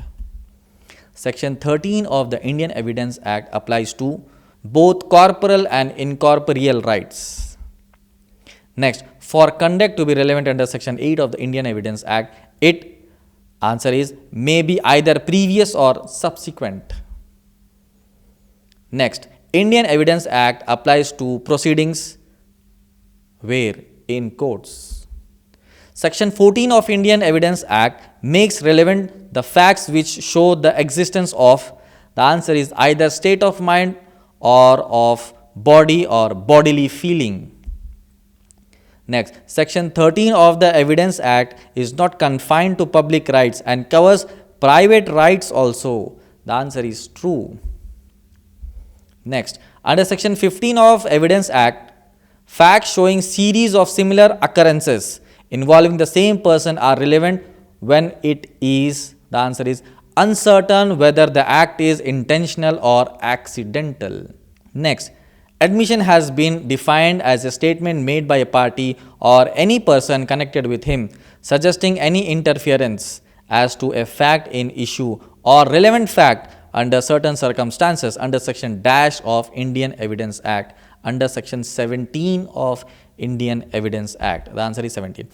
Next, admissions bind the maker in so far as it relates to question of facts. The answer is question of facts. Next, admission can be, answer is either formal or informal. Admissions are, the answer is not conclusive proof of the matters admitted but operate as estoppel. Next, admissions, answer is must be examined as a whole and not in parts at one time only.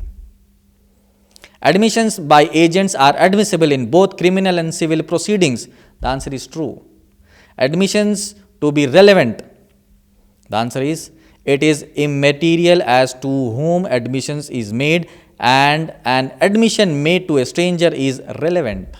Next, when the liability of a person who is one of the parties to the suit depends upon the liability of a stranger to the suit, then an admission by a stranger in respect of his liability shall be an admission on the part of the person who is a party to the suit under Section dash of Indian Evidence Act. The answer is 19. Under Section 19. Next, communication made without prejudice are protected by virtue of Section dash of Indian Evidence Act, Section 23. Persons who can make admissions are mentioned under Section dash of Indian Evidence Act, under Section 18. Mode of proof of a custom is contained under Section dash of Indian Evidence Act, under Section, the answer is all the above, under Section 32 subsection 4, Section 32 subsection 7 and Section 48. Admissions made by a party are evidence against privies in estate. The answer is privies in estate. Admissions either oral or in writing. Facts which are necessary to explain or introduce relevant facts of a place, name, date, relationship and identity of parties are relevant under Section dash of Indian Evidence Act, under Section 9. In a reference made over a disputed matter to the third party, the declaration so made by that person shall be an evidence against the party making a reference under Section dash of Indian Evidence Act, under Section 19. Section 24 of Evidence Act applies under, the answer is inducement is spiritual or religious. Confession caused by inducement, threat or promise is given under Section dash of Indian Evidence Act. The answer is under Section 26. A confession to be inadmissible under Section 25 of Evidence Act may relate to the same crime or another crime. The answer is partly true. Which of the following is not given under Section 25 of Evidence Act? Confessions made to custom officers. The answer is custom officers. Under Section 27 of Indian Evidence Act, the answer is only that portion which distinctly relates to the discovery is admissible. A retracted confession cannot be made solely the basis of conviction under any circumstances. The answer is false. The confession made by a person while in police custody is inadmissible under Section dash of Indian Evidence Act, under Section 26 of Indian Evidence Act. A confession made to a police officer is inadmissible under Section dash of the Indian Evidence Act. The answer is under Section 25 of Indian Evidence Act. Section 27 of the Evidence Act applies to discovery of some facts which The answer is the police had not previously learned from other sources and is first derived from the information given by the accused. Next, a confession made while in police custody is admissible under section 26 of Evidence Act is made in the presence of A. The answer is magistrate, in the presence of magistrate. Under section 27 of the Indian Evidence Act, discovery of fact includes both A and B. The answer is A and B. The A is the place from where it is produced. B is the object found, any object. Section 27 of Indian Evidence Act controls all the above, A, B, C. Section 24, Section 25 and Section 26. Confession of an accused is admissible against the other co-accused under Section dash of Indian Evidence Act. The answer is under Section 30. Necessity rule as to the admissibility of evidence is contained in Indian Evidence Act under Section 32. Next, confession of one accused is admissible against co-accused if they are tried jointly for the same offences. Answer. Necessity rule as to the admissibility of evidence is applicable when the maker of the statement is all the above, A, B, C. A is a person who cannot be found, a person who can be found but his attendance cannot be produced without unreasonable delay or expenses. C, dead or has become incapable of giving evidence. Section 27 of Evidence Act applies when the person, answer is, giving information is accused and is in police custody. Declaration as to custom are admissible by Evidence Act under Section 32 subsection 9. Under Section 32 of Evidence Act, a statement of a person who is dead to be admissible, the answer is must relate to the cause of his own death. A dying declaration can form the sole basis of conviction. The answer is without any collaboration by independent evidence. Next, declaration in course of business are admissible under section of the Indian Evidence Act. The answer is Section 32 subsection 2. Under Section 32 subsection 4 of Evidence Act, the declaration as to, answer is, public rights and customs are admissible. Next, under Section 45 of Evidence Act, the opinion of an expert can be on the question of foreign law. The answer is foreign law. A dying declaration to be admissible may be made before, the answer is all the above. A is magistrate, B is police officer, C is a doctor or a private person. Next, the court may in its discretion call for proving the facts. The answer is which have been admitted otherwise than such admissions. Next, a disputed handwriting can be proved by all the above, A, B, C. A is calling an expert, B is comparison of two admitted and disputed, examining a person acquainted with the handwriting of the author of the questioned document. C, opinion of an expert under Section 45 of Indian Evidence Act is supportive and collaborative in nature. Entries in the books of accounts regularly kept in the course of business are admissible under Section 34 of Evidence Act, irrespective of whether they themselves create a liability or not. The answer is true. The relationship in Section 50 of Indian Evidence Act means relationship by, the answer is blood or marriage or adoption. Next, when the court has to ascertain the relationship between one person and another person, the opinion of any person having special means of knowledge is admissible under Section dash of Indian Evidence Act, under Section 50. Next, the person whose statement is admitted under Section 32 of Indian Evidence Act, the answer is may or may not be competent to testify. Next, opinions of expert are relevant under Section dash of Indian Evidence Act, under Section 45. Next, a dying declaration is admissible where in civil and criminal proceedings both. The res inter alia acta is receivable under Section dash of Indian Evidence Act, under Section 46. Next, under section 45 of Evidence Act, the opinion of expert can be for, the answer is both A and B, for identify of finger impression, B, identify a handwriting. Next, opinion as to relationship of marriage under section 50 of Indian Evidence Act. The answer is none of the above. No answer is given in the options. Next, list of the facts of which the judicial notice has to be taken under section 57 of the Evidence Act is illustrative. Answer is illustrative. Contents of a document under section 59 of the Evidence Act. Answer is cannot be proved by oral evidence. Contents of a document may be proved under section 61 of Evidence Act. The answer is either by primary or secondary evidence. Facts of which the judicial notice is to be taken are stated under section dash of Indian Evidence Act under section 57.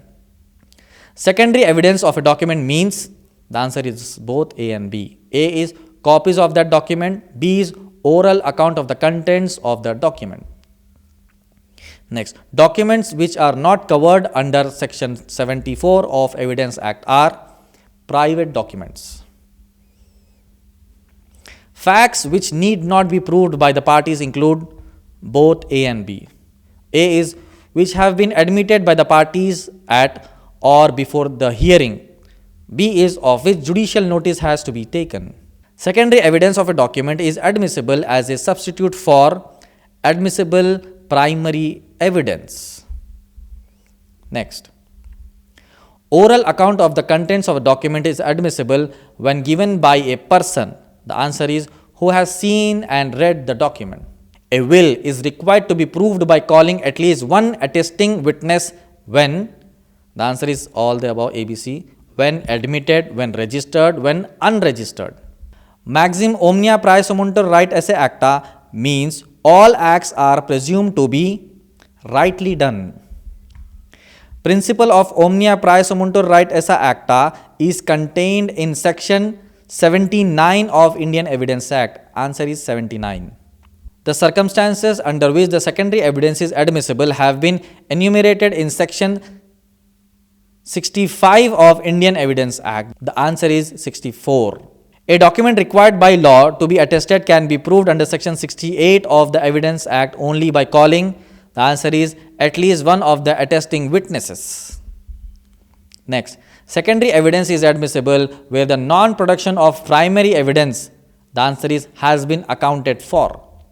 Section 79 of Evidence Act contains a rebuttable presumption of law. Under section 83 of Evidence Act, presumption as to accuracy of maps and plans can be raised in respect of maps and plans made by the authority of the government. The presumption under section 90 of Evidence Act can be drawn in respect of original documents. Section 90 of Evidence Act applies to, answer is both testament and non-testamentary documents. Section 79 of Evidence Act applies to, the answer is all the above A, B and C. A is certificates issued by a government officer. B is certified copies issued by the government officer. C is other documents duly certified to be a genuine by the government officer. Next, in cases of wills, the period of 30 years shall run from the date of the will. Due execution of a document more than 30 years old coming from proper custody is presumption of fact. Next, section 88 of Evidence Act provides for presumption as to, the answer is the electronic message forwarded corresponds with the message as fed in the computer. Next, where the writing is a fact in issue, section 91 of Evidence Act. The answer is prohibits admission of oral evidence to prove the contents of a document. Next, section 91 of Evidence Act prohibits admission of oral evidence as to the existence of non-existence of factum. The answer is true. Next, section 92 of Evidence Act is applicable to disputed parties. The answer is the parties to the instrument only. Next, the want or failure of consideration as contemplated under Proviso 1 to section 92 of Evidence Act invalidating a document is a complete, want or failure. Section 91 of the Evidence Act applies to both A and B. A is transactions which are reduced into writing voluntarily. B is transactions which must be in writing. Next, period of 30 years under Section 90 of Evidence Act is to be reckoned from the date on which the document, the answer is, tendered in evidence when genuineness becomes a subject of proof. Next, oral evidence under Section 60 of Evidence Act may be direct. Section 92 of Evidence Act applies to bilateral documents. Next, electronic record in proper custody gives rise to a presumption as to the digital signature to be affixed by that particular person under Section 90A of Evidence Act if the electronic record produced is 5 years old. The answer is 5 years old. Public documents are mentioned in Section Dash of Indian Evidence Act, Section 74. Presumption as to the genuineness of gazette in electronic form has been dealt in Section Dash of Indian Evidence Act, Section 81A. Mistake referred to in Proviso 1 of Section 92 of Indian Evidence Act refers to, the answer is mutual mistake and unilateral mistake. Admissibility of electronic record has been prescribed in Section Dash of the Indian Evidence Act. The answer is 65B. This is very important, 65B. Section 90 of Evidence Act applies. The answer is both testament and non-testamentary documents. Presumption as to the accuracy of maps and plans made by the authority of government is contained in Section Dash of Evidence Act. The answer is 83. Next, due execution and authentication of a power of attorney shall be presumed under Section 85 of Evidence Act under executed before the authentication by all the above. A. Judge, B. A magistrate, C. A notary. Section 91 of the Evidence Act applies to the document are all the above: bilateral, tripartite, unilateral. Next, under Section 92 of Evidence Act, oral evidence to explain the real nature of the transaction is admissible where the document, the answer is, does not record all the terms of the contract. Next, Section 92 of Evidence Act prohibits admission of oral evidence in respect of written document for the purpose of all the above, A, B and C. A is adding to its terms, B is contradicting its terms, C is varying its terms. Next, under Proviso 2 of Section 92 of the Evidence Act, oral evidence is admissible where the instrument is silent on the matter sought to be proved and the argument to be proved is inconsistent with the terms of the document. The answer is false. Extrinsic evidence to show the meaning or supply the defects in an instrument is prohibited under Section 93 of the Evidence Act in respect of, the answer is, ambigua latens, B. ambigua patens. Next, burden of proof means, the answer is A and B both. A is the burden of proof as to introduce of evidence. B, the burden of proof as a matter of law, and pleadings is burden of establishing a case. Next, burden of proof substantially determines the right to begin. False. Burden of proof under Section 101 of the Evidence Act never shifts. The answer is never shifts from one person to another person. Burden of proof is lightened by, the answer is all the above. A is admissions, B is estoppels, C is presumptions.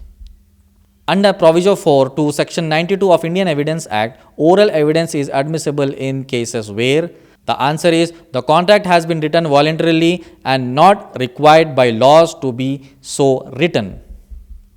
Next, burden of introducing evidence under Section 102 of Evidence Act. The answer is constantly shifts. Section 105 of Evidence Act applies to criminal trials. In criminal trials, the onus is on the accused to prove that his case falls in any of all the above. Answer is all the above. A, the general exception, B is special exception, the C is the proviso to any provisions. Next, the test of ascertaining on which side the burden of proof lies is contained in Section Dash of Indian Evidence Act. Answer is section 102.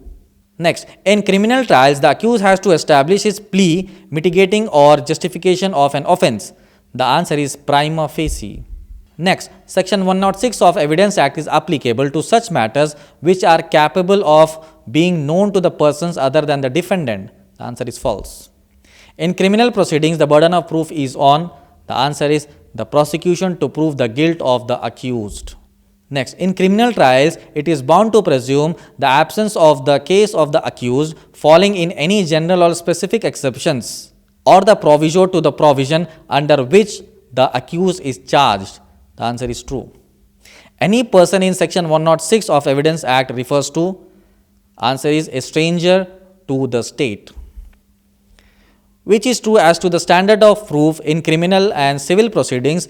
In criminal proceedings, the stand is beyond reasonable doubt, while in civil proceeding, it is upon the balance of probabilities. The answer is true. Section 110 of Evidence Act in its operation is not limited to immovable property, applies to movable property as well. The presumption of continuance of life is contained in section dash of Evidence Act, section 107. The presumption under section 109 of the Evidence Act as to certain human relationship is obligatory and operates only for a period for which the state of things which are the subject matter of presumption ordinarily last. The answer is false. The possession contemplated under section 110 of Evidence Act is actual physical possession. Section 108 of the Evidence Act relates to presumption of death. Section 112 of the Evidence Act provides a presumption of legitimacy.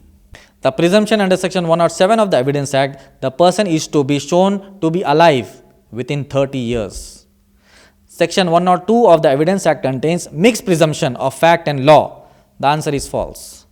Presumption as to abetment to suicide by a married woman has been provided under section dash of Indian Evidence Act, section 113(113)(a).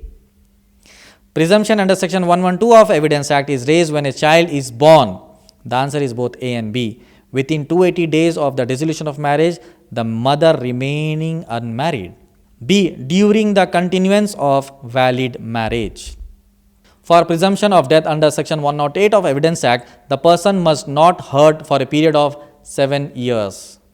The principle that possession is prima facie proof of ownership is contained in section dash of Indian Evidence Act, section 110(110).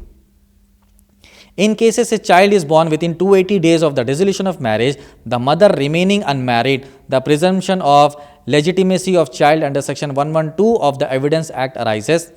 Answer is irrespective of whether the father is alive or dead on the day the child is born. Section 114 of the Evidence Act provides the certain. Answer is presumption of facts. Next, presumption shows on whom the burden of proof lies. True. An accomplice is. Answer is a competent witness against an accused.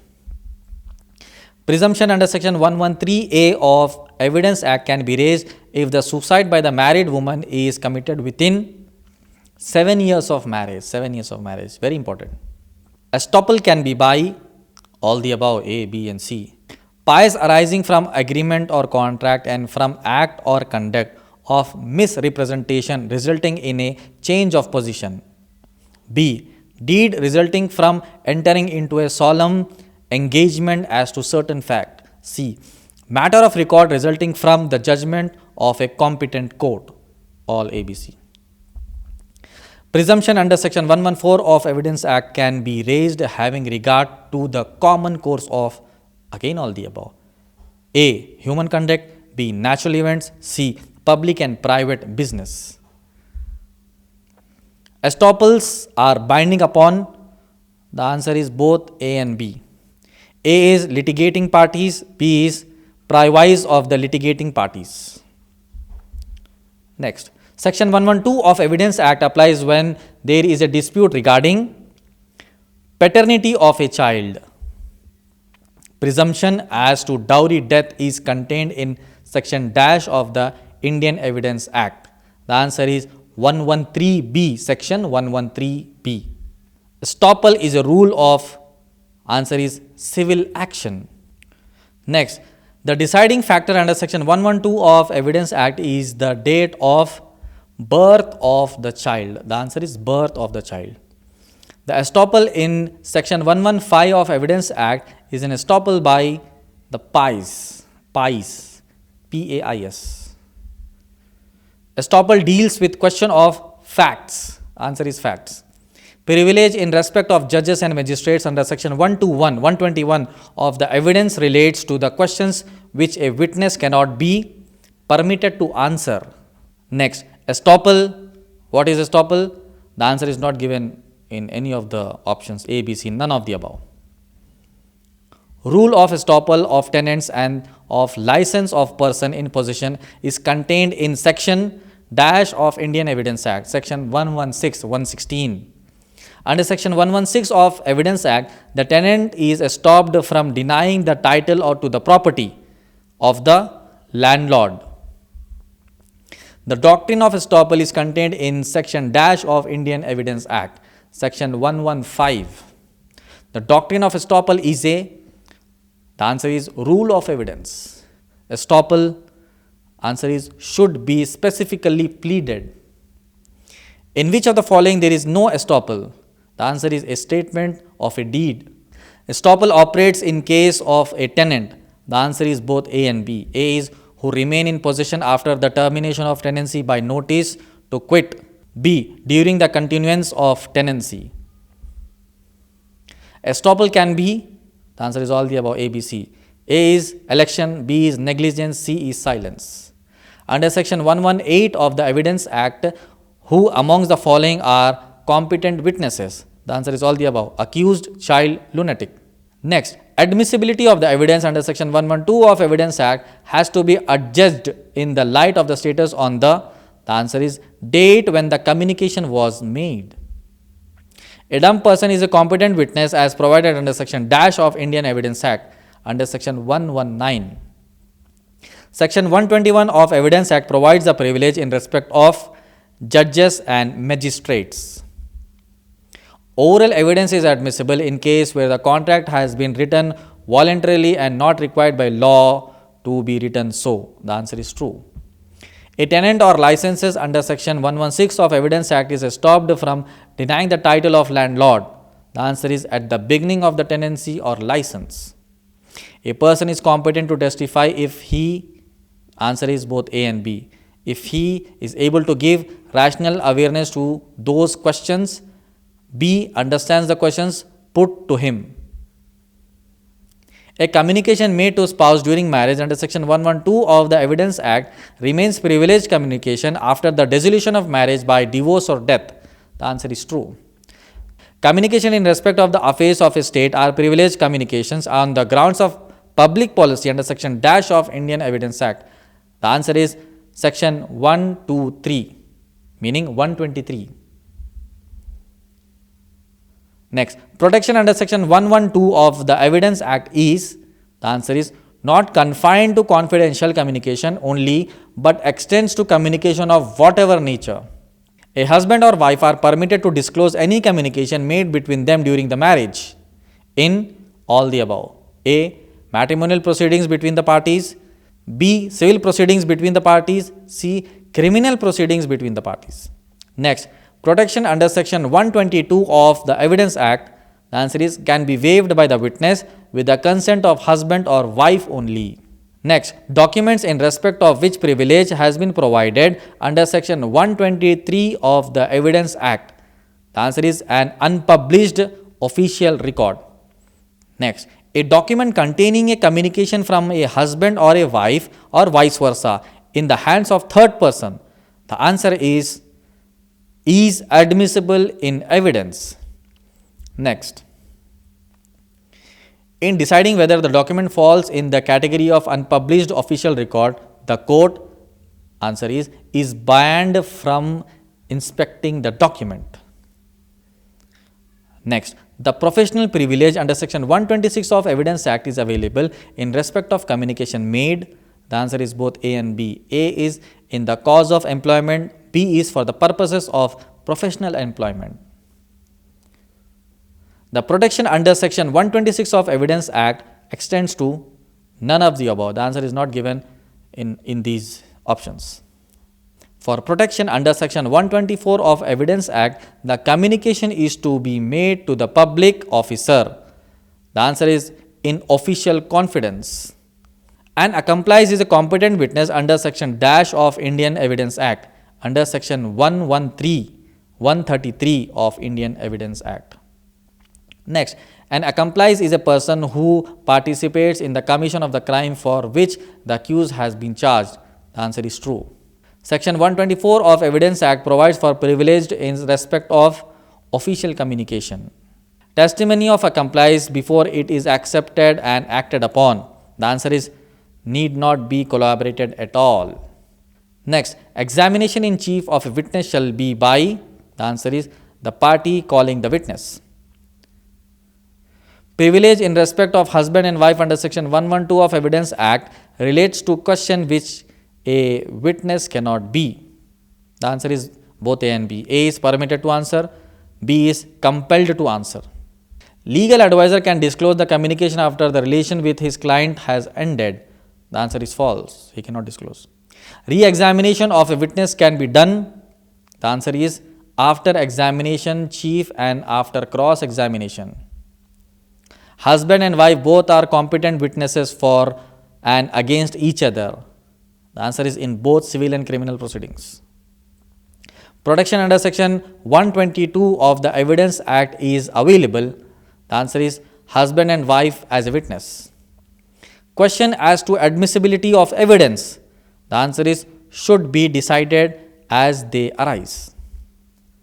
Re-examination of witness shall be by. The answer is by the party calling the witness. Next, cross-examination of witness must relate to relevant facts but need not be confined to what the witness testified in examination in chief. The answer is true.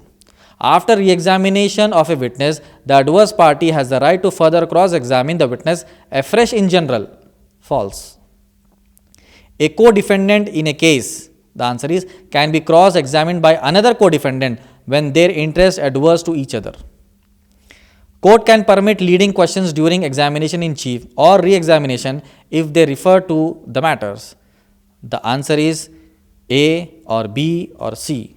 A is which are introductory, B is which are sufficiently proved, C is which are undisputed. Next, re-examination of a witness can be for the purposes of, the answer is explaining the matters referred to in cross-examination.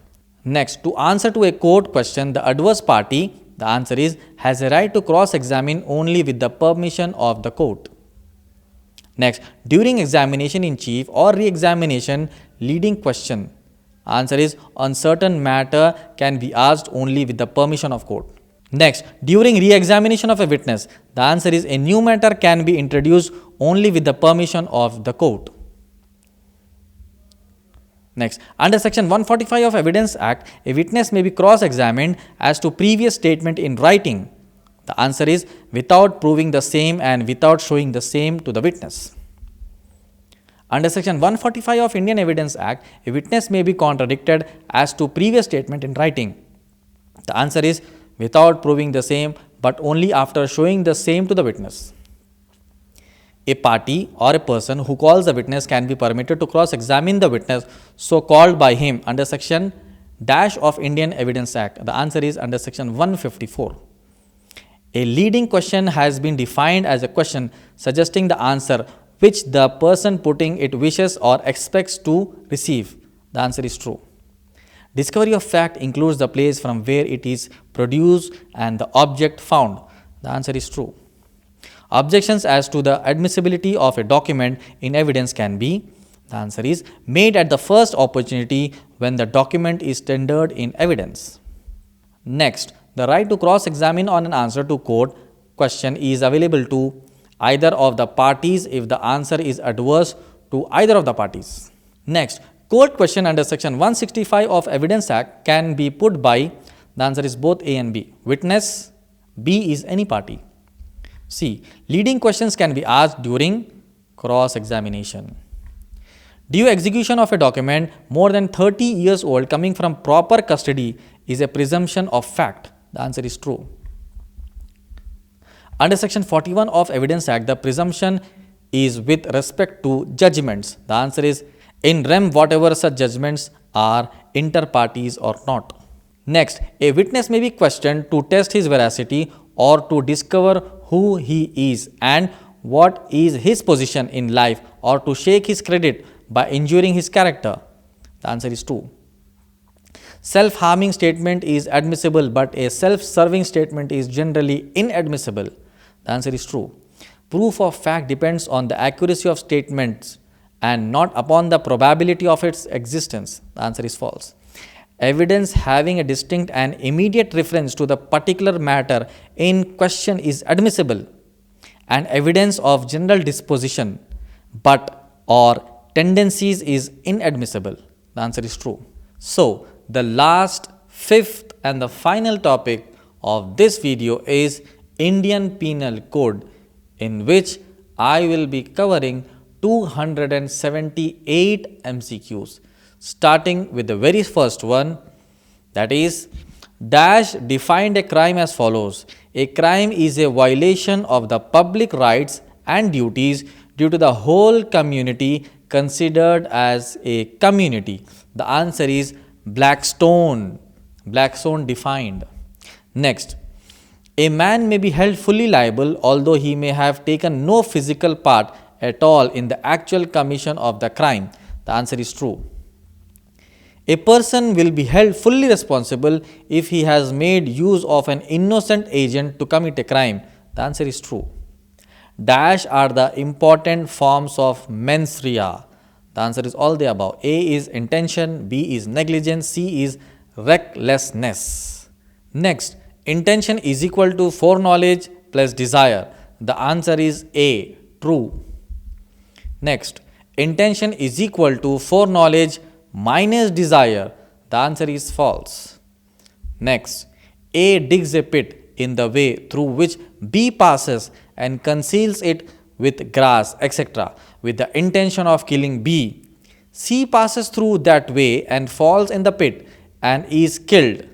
A is not liable for killing C as A never intended it. The answer is false. Mens rea is not applicable for an offense sedition. The answer is true. Next, at times attempt is called as inchoate crime. Answer is true. Under section dash of Indian Penal Code, the essence of joint liability is the existence of a common intention under section 34. Next, section dash of Indian Penal Code will not apply to the criminal act done by the one person even if there is a series of acts. Section 34. The main objects of punishment are as follows. The answer is all the above, A, B and C. A is to prevent the offender from committing a crime. B is to prevent other persons from committing crimes. C is to bring about reformation of the offender. Next, according to dash theory, punishment should be severe. Deterrent theory. According to dash theory, punishment is for the purpose of disabling or preventing the offender from committing the offense again. The answer is preventive theory. Next, according to section dash of IPC, nothing is an offense which is done by a person who is justified by law or who by reason of mistake of acts in good faith believes himself to be justified by law in doing it. The answer is according to section 79. Next, general defenses or exceptions which can be pleaded by the accused against his conviction are contained in section dash of IPC, section 76 to 106. Necessity is an important general defense to the criminal liability recognized under section dash of IPC under section 81. According to section dash of IPC, nothing is an offense which is done by a person who is or who by reason of a mistake of fact and not by reason of mistake of law and in good faith believes himself to bound by law to do it. The answer is according to section 76. Next, A fires a bullet into a bush where unknown to him B lying hid and bullet kills B. A is not guilty of murder of B because A had not fired intentionally at B. True. A is in great fire, pulls down houses with good faith of saving human life or property. A is not guilty of any offense. True. Section dash of IPC is substantially based on McNaughton rules. The answer is section 84. Next, section dash of IPC lays down the general proposition of the right of private defense. The answer is section 96.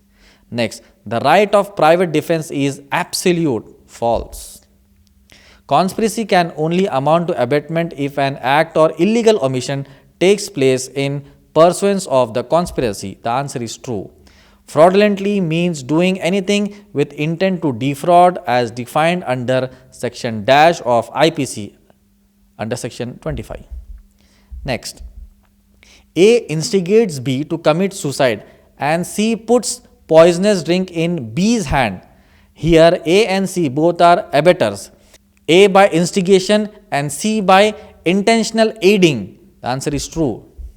For the offense of abetment, it is necessary that the person abetted should be capable by law to commit the offense, or that he should have same guilty intention as that of the abettor or any guilty intention. The answer is false. Abetment of an abetment is not punishable. False. A instigates B, an insane person, to set fire to a public building. B does so. B has committed no offense, but A is guilty of abetting the offense. The answer is true. According to section 120A of IPC, at least dash persons are required to constitute criminal conspiracy, at least 2 persons. The offense of conspiracy is complete as soon as the parties have agreed to do an illegal act. True. In criminal conspiracy, the agreement entered into between 2 or more persons must be to do an illegal act or legal act by illegal means. The answer is true. To establish section 34 of IPC, the answer is common intention to be proved but not overt act to be proved. Next, abetment may consist of conspiracy as conspiracy is a species of abetment. The answer is true. Abetment as per se is substantive offense. Conspiracy per se is not substantive offense. The answer is false. Abetment per se is not substantive offense. Conspiracy per se is substantive offense. The answer is true. When several persons do a criminal act in furtherance to the common intention, the answer is each of such person is liable for that act in the same manner as if it is done by him alone. Under criminal law, the jurisdiction to try a person for an offense depends upon, the answer is the crime committed within local area of such jurisdiction. Wrongful loss means, the answer is loss by unlawful means of property which the person losing it is legally entitled. Dishonesty means doing anything with intention to cause wrongful gain to one person and wrongful loss to another under section dash of IPC under section 24. Wrongful gain means, answer is gain by unlawful means of property which the person gaining is not entitled. Next, A and B go to murder C. B remained on guard with a gun in hand but did not shoot C at all. A killed C. A and B both are liable for murder of C. Under section 65 of IPC, a sentence of imprisonment for non-payment of fine shall be limited to 1/4 of the maximum term of imprisonment fixed for the offence. Under section 45 of IPC, life denotes, answer is life of a human being. The word animal denotes, the answer is any living creature other than a human being. Under section 64 of IPC, a sentence of imprisonment for non-payment of fine shall, the answer is be in excess of any imprisonment to which an offender has been sentenced. Next, in case of an offence punishable with fine only, a person is sentenced to pay a fine not exceeding rupees 50. The imprisonment in default of the said fine shall not exceed 2 months. In case of an offence punishable with the fine only, an offender who is sentenced to pay a fine exceeding rupees 100, the imprisonment in default of payment of fine shall not exceed, the answer is 6 months, shall not exceed 6 months.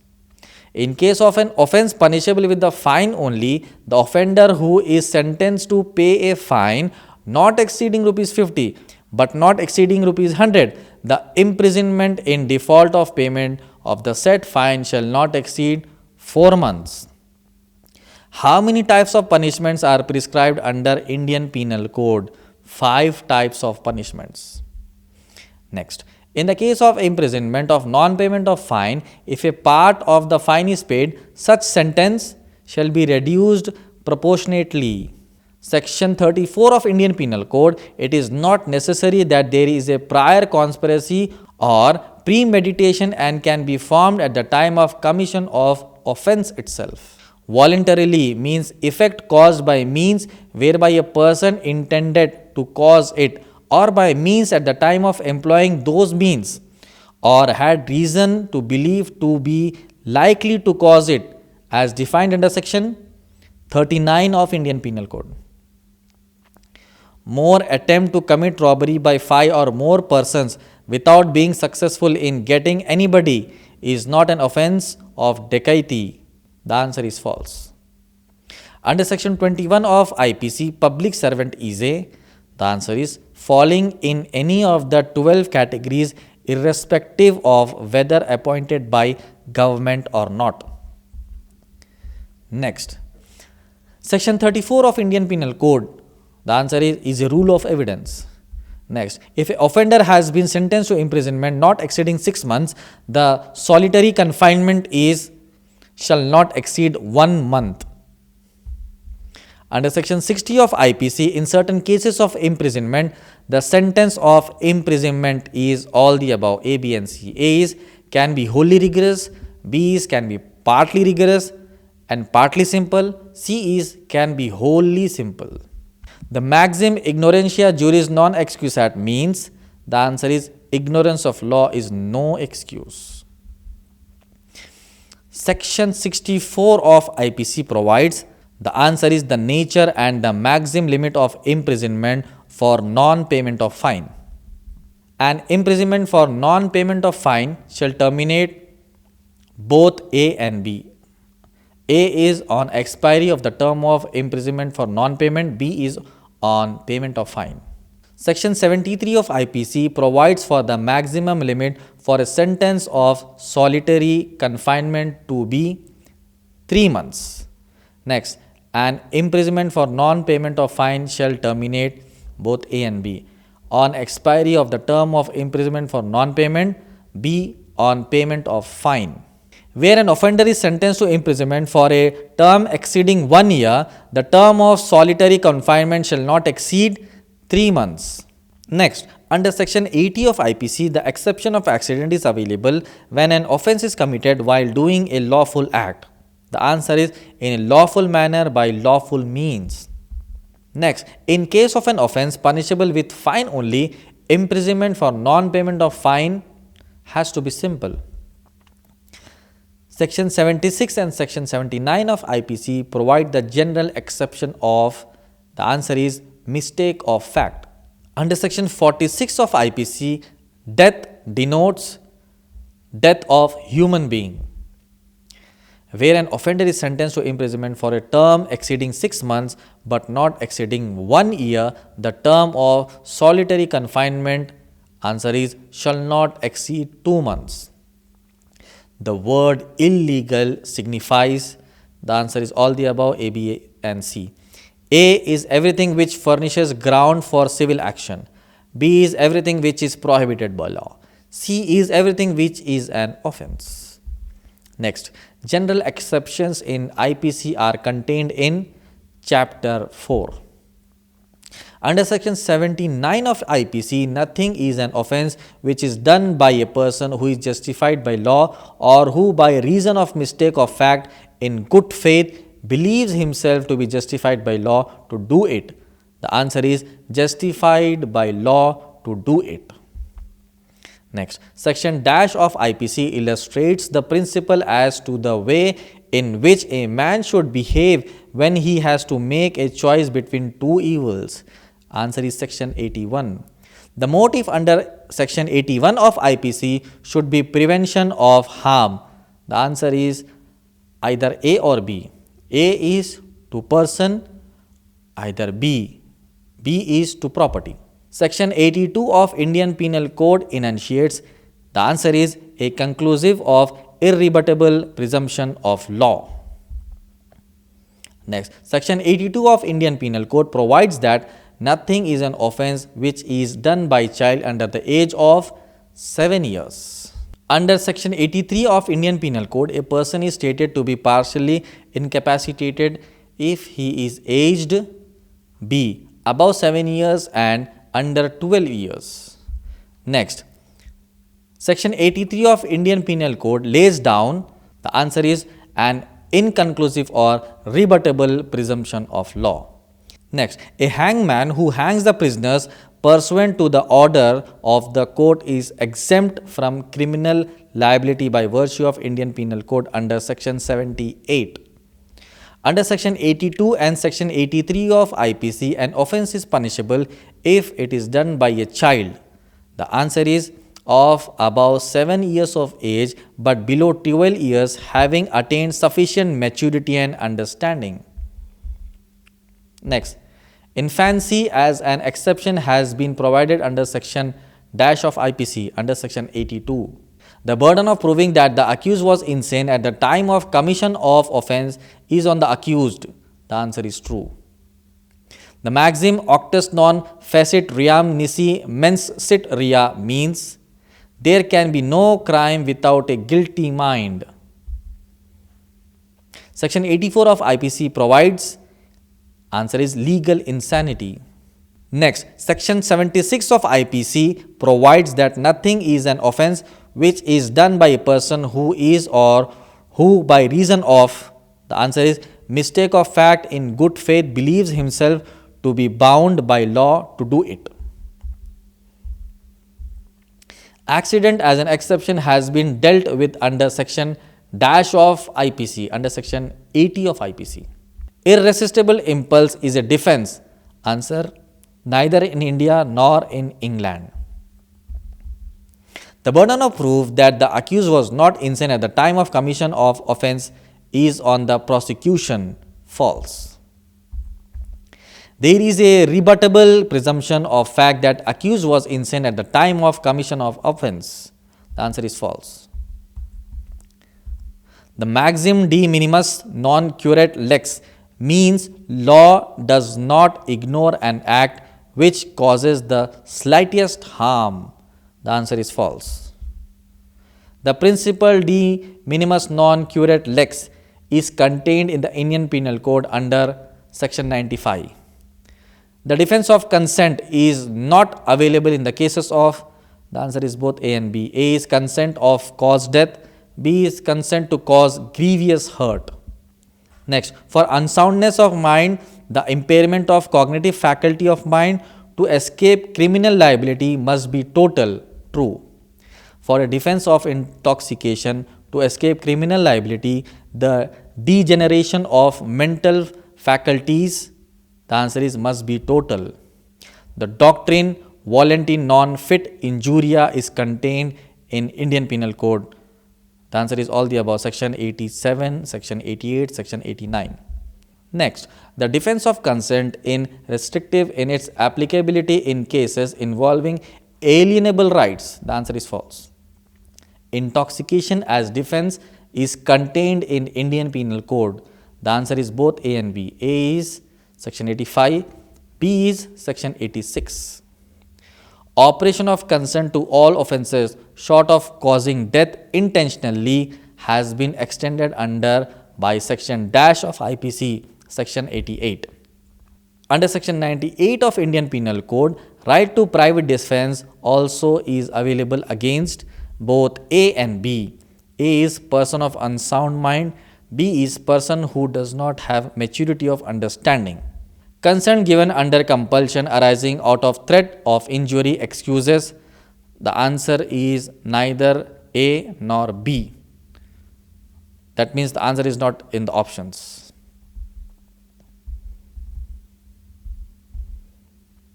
The right of private defense is contained in section dash of Indian Penal Code. The answer is 96.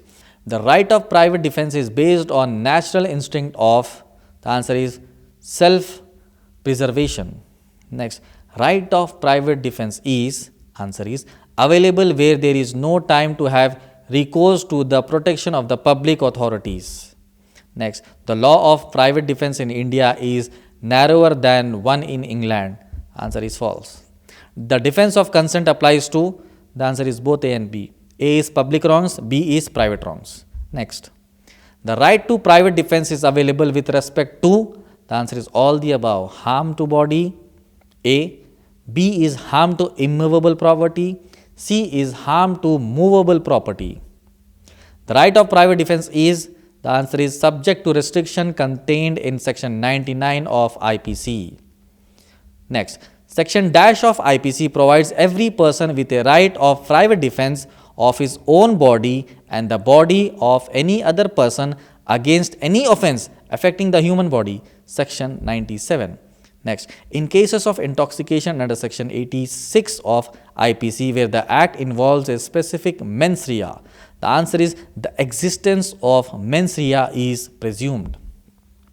Next, section dash of IPC provides every person with a right of private defense of his property or of any other person against certain offences affecting the property. The answer is section 97.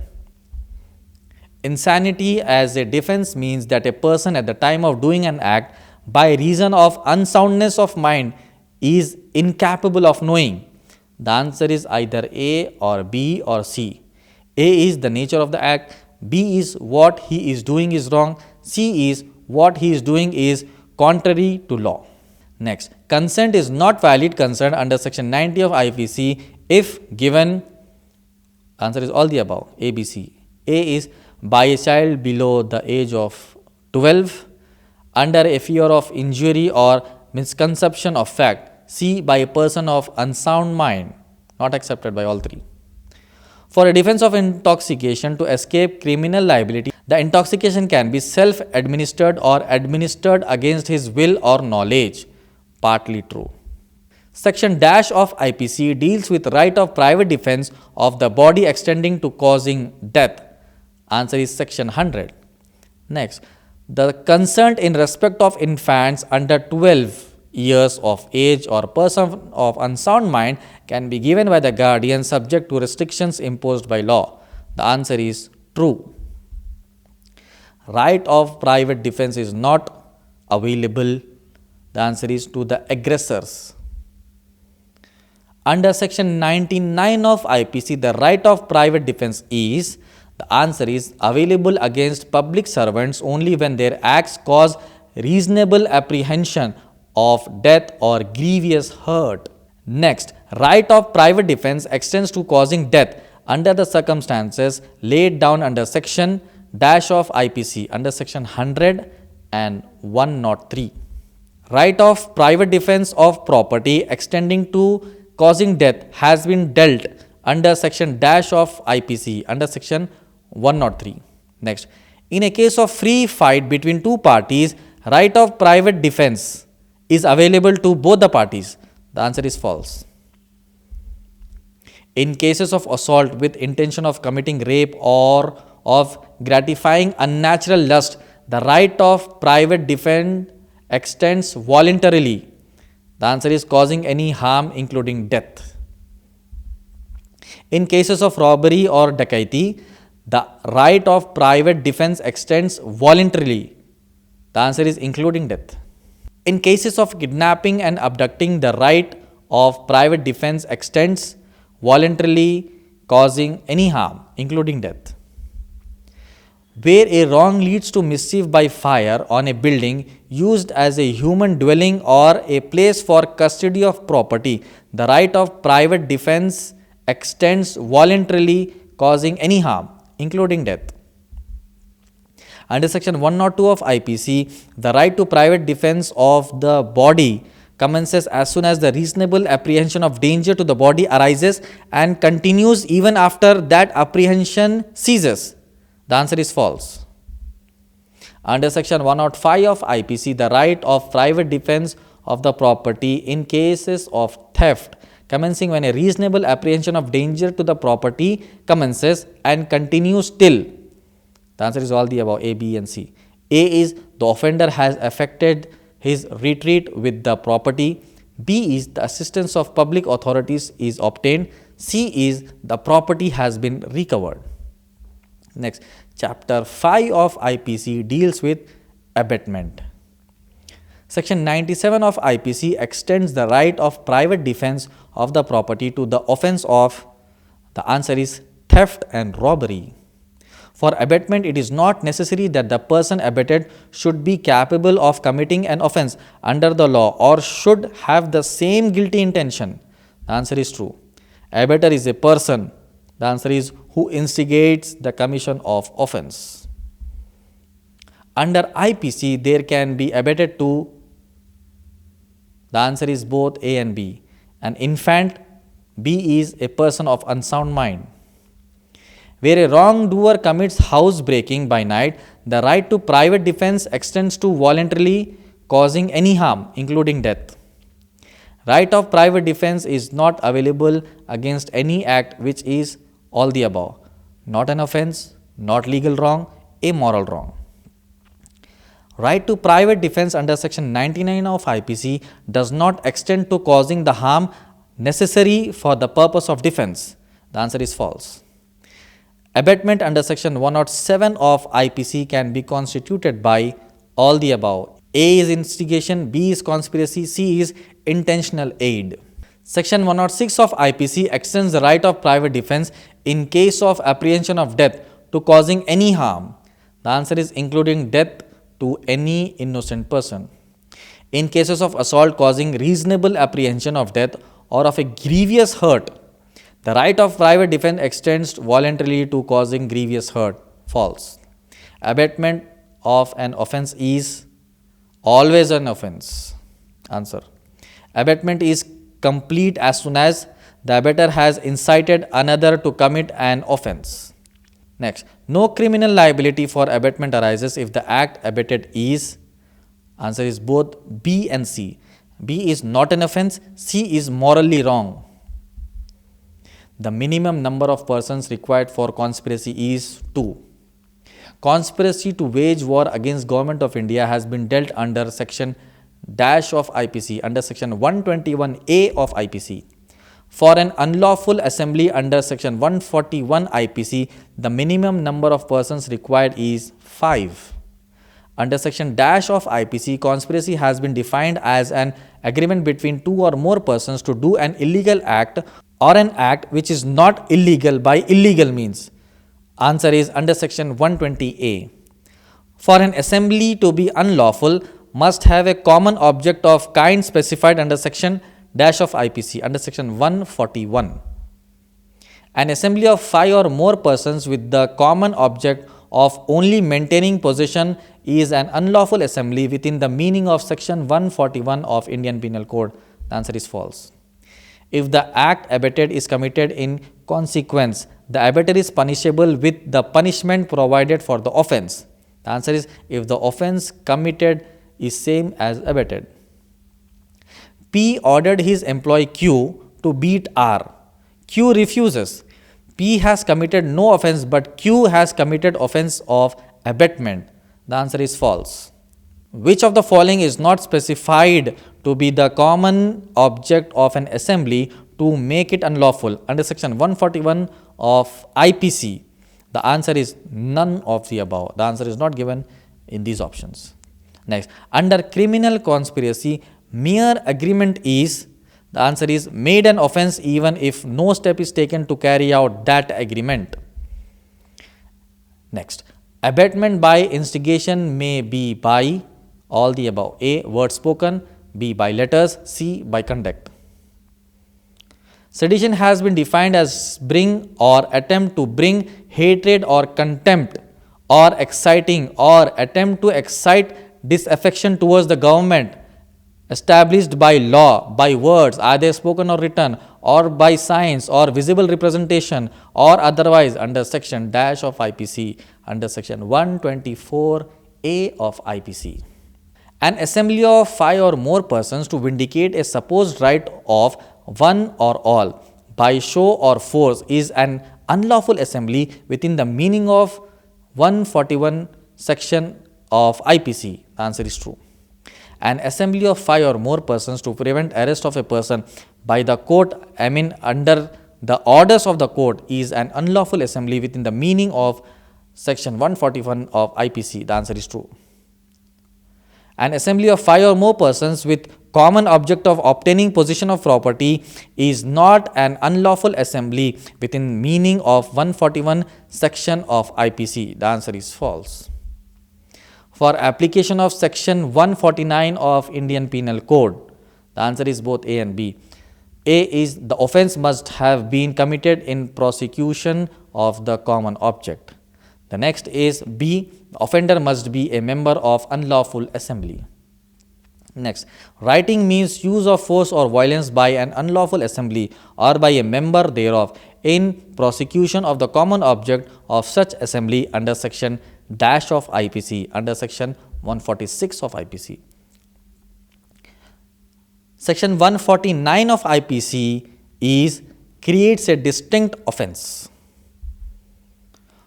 Next, for application of provisions of section 149 of IPC, a person should be a member of unlawful assembly but need not necessarily participate himself in commission of the offence. The answer is true.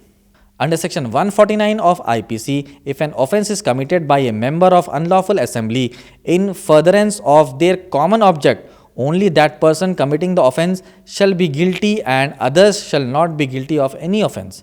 The answer is false. Next, for writing, which of the following is correct? The answer is actual force or violence must be used. Next, the word wrong in a defense of insanity refers to a legal wrong. Next, for an affray under section 159 of Indian Penal Code, the minimum number of persons required is 2. Section 159 of Indian Penal Code is attracted when there is, the answer is exchange of abuses with exchange of blows. Making imputations or assertions prejudicial or national integration is an offence under section dash of IPC, under section 153B of IPC. Next, personating a public servant is an offence under section dash of IPC, under section 170. Personating at election is an offence under section dash of IPC, under section 171D of IPC. Fight under section 159 of IPC signifies two opposite parties actively involved. Next, Mr. M happened to be a member of unlawful assembly. A factional fight ensued during which Mr. M was injured and retired to the side. Later on, a man was killed. Now, the answer is Mr. M is not guilty of murder as he ceased to be a member of unlawful assembly at the time when the murder was committed. Next, causing disappearance of evidence of offence or giving false information to the screen offender is the offence under section 201 of Indian Penal Code. Harboring or concealing an offender with intention of screening him from legal punishment is an offence under section dash of IPC, under section 212 of IPC. Culpable homicide has been defined under section dash of IPC, under section 299. Next, murder has been defined under section dash of IPC, under section 300 of IPC. Culpable homicide is not murder if it is committed under exercise of right of private defense, being in good faith or grave and sudden provocation, or without premeditation in a sudden fight in the heat of passion upon a sudden quarrel. The answer is true. Chapter 10 of IPC deals with offences. Answer is relating to contempt of lawful authority of public servants. Murder is defined as an act by which the death is caused with the intention of causing of such bodily injury as the offender knows which is likely to cause death of the person to whom the injury is caused. The answer is true. Grave and sudden provocation is question of fact. S knows that R is suffering from the disease of heart ailment and also knows that one hit on R's chest can cause cardiac arrest and cause death. S hits R once on chest and R dies. S is, answer is, guilty of murder since he had knowledge that in all probability is likely to cause death to R. A person who causes bodily injury to another who is laboring under a disorder, disease or bodily infirmity and thereby accelerates the death of that other, such be deemed to have caused his death by virtue of provisions of Indian Penal Code under explanation 1 to section 299. Causing of death of a child in the mother's womb is not homicide as provided in the Indian Penal Code. The answer is explanation 3 to section 299. Next, promoting hatred among classes is an offence under section dash of IPC, under section 153A of IPC. Culpable homicide is not murder if it is committed under, the answer is grave and sudden provocation. In the context of the exception of grave and sudden provocation, which is correct? The answer is all the above, A, B and C. A is lawful exercise of the right of private defense does not give provocation. The next, B is provocation should not be voluntarily provoked by the offender. C is lawful exercise of powers by a public servant in obedience to the law does not amount to provocation. Next, culpable homicide is causing death. The answer is again all the above, A, B, C. A is with the intention of causing such bodily injury as is likely to cause death. With the knowledge, B, with the knowledge that by such act death is likely to be caused. C, with the intention of causing death. Next, during the fight between L and M, the two ladies, L pulls M by hair and removes some hair. L is guilty of an offence causing of grievous hurt. Next, hurt has been defined as bodily pain, disease or infirmity to any other person under section 319 of Indian Penal Code IPC. Grievous hurt has been defined under section dash of IPC under section 320. Emasculation is grievous hurt under IPC. True. During the scuffle between E and F, E gave a blow on the face of F and consequently the nose of F was broken. In these circumstances, E has committed an offence of causing grievous hurt. If the offender does not know that his act is so imminently dangerous that it must in all probability cause death, he will be guilty of culpable homicide not amounting to murder. P and Q fight with each other. P inflicts an injury on the face of Q with a pencil blade. P is guilty of offence of causing grievous hurt. Wrongful restraint has been defined under section dash of IPC under section 339. Kidnapping from lawful guardianship under section 361 of IPC can be of a person, all the above, ABC. Under 18 years of age if female, of unsound mind, C. Under 16 years of age if male. Culpable homicide not amounting to murder is punishable. The answer is imprisonment for life or imprisonment for 10 years. The word takes in section 361 of IPC signifies, the answer is physical taking. Wrongful confinement has been defined under section dash of IPC under section 340 of IPC. Assault cannot be caused by mere words.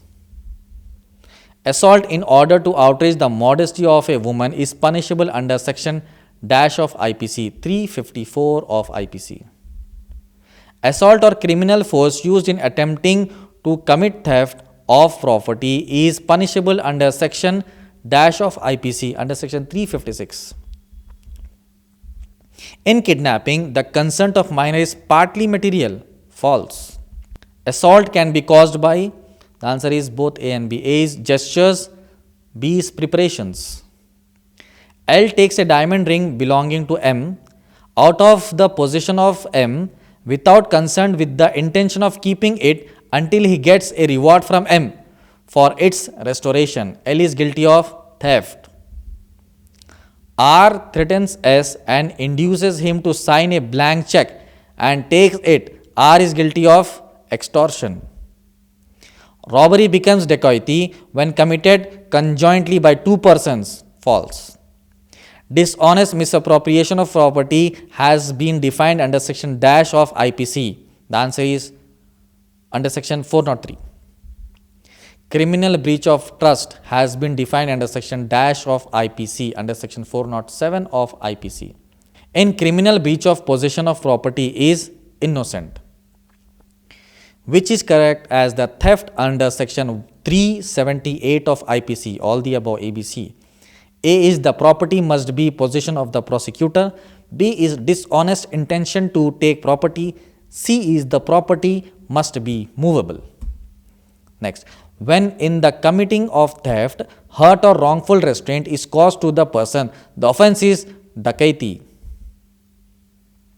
An employer deducting the employee's contribution under Employees Provident Fund and Miscellaneous Provision Act from the wages payable for credit to the fund, but does not deposit the same with the fund, is guilty of committing criminal breach of trust under section 405 of IPC. The answer is true. In cases of dishonest misappropriation, the initial possession of property is innocent. The subject matter of theft can be, answer is movable property. T inserts his hand into the pocket of O only to find the pocket of O to be empty. He is guilty of attempt to commit theft. Lunacy is a good defense if the act was committed during the period when the person was of unsound mind. The answer is true. A widow prepares herself for sati and proceeds towards pyre of her husband. Her father-in-law and her brothers follow her by shouting repeatedly, Ram, Ram. The offence of abetment is committed. The answer is true. P officiates as priest or pandit in the marriage of a girl aged 15 years and a boy aged 18 years. The offence of abetment is committed. The answer is true. The property is called stolen property under section 410 of IPC if the possession has been transferred by all the above: criminal misappropriation, robbery and theft. A, B, C. Immovable property can be subject matter of, answer is extortion. The expression harm is used in section 81 of IPC in the sense of, the answer is injury or damage. Next, the causing of death of child in the mother's womb is not homicide under, the answer is both English and Indian law. The involvement of 5 or more persons is essential for dacoity. Member of panchayat assisting a court of justice is not a public servant. The answer is false. C, having delivered money to his servant to carry to a distant place, disguises himself and robs the servant on the high road with the intent to charge him. C, commits the offence of robbery. P, a police officer, has a warrant of arrest for O. He asks R as to the identify of Q. R knowingly tells P that L is Q and subsequently P arrests L. R is guilty of abetment of investigation. R gave poisoned food to S with the intention to kill him. S eats one morsel and kept it on the side of T. T eats the food and dies. R is guilty of murder of T. P was guarding the mango grove. Q and R trespassed into the grove and started plucking mangoes. On protest by P, Q and R started beating P. P cried for rescue. M and N, brothers of P, hearing his cries, rushed in. N fired at Q and Q was killed. Later, N also ran away.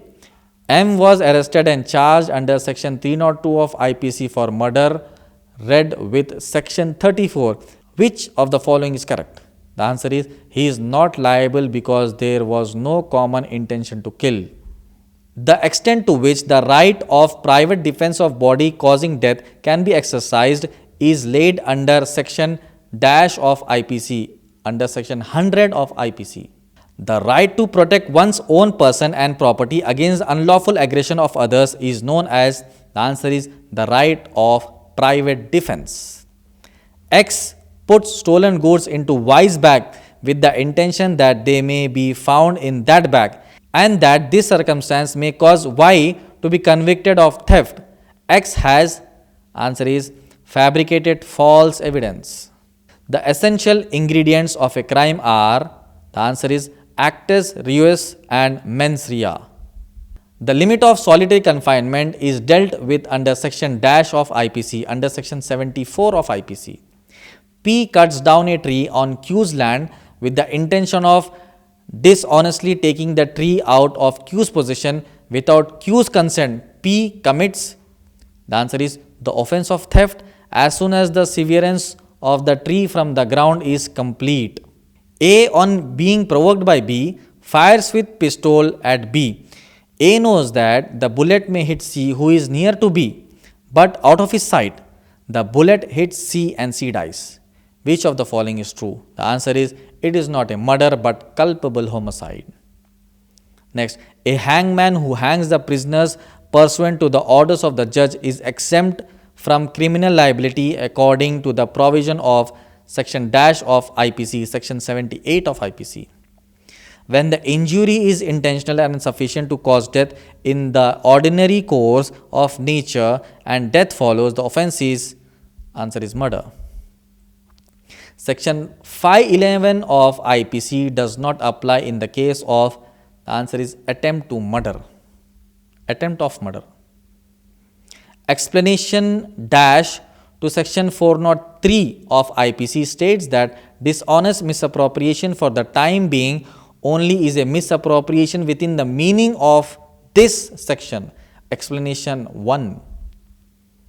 The difference between section 34 and section 149 of IPC is that, the answer is, the section 34 requires active participation in action, whereas section 149 requires mere passive membership of unlawful assembly.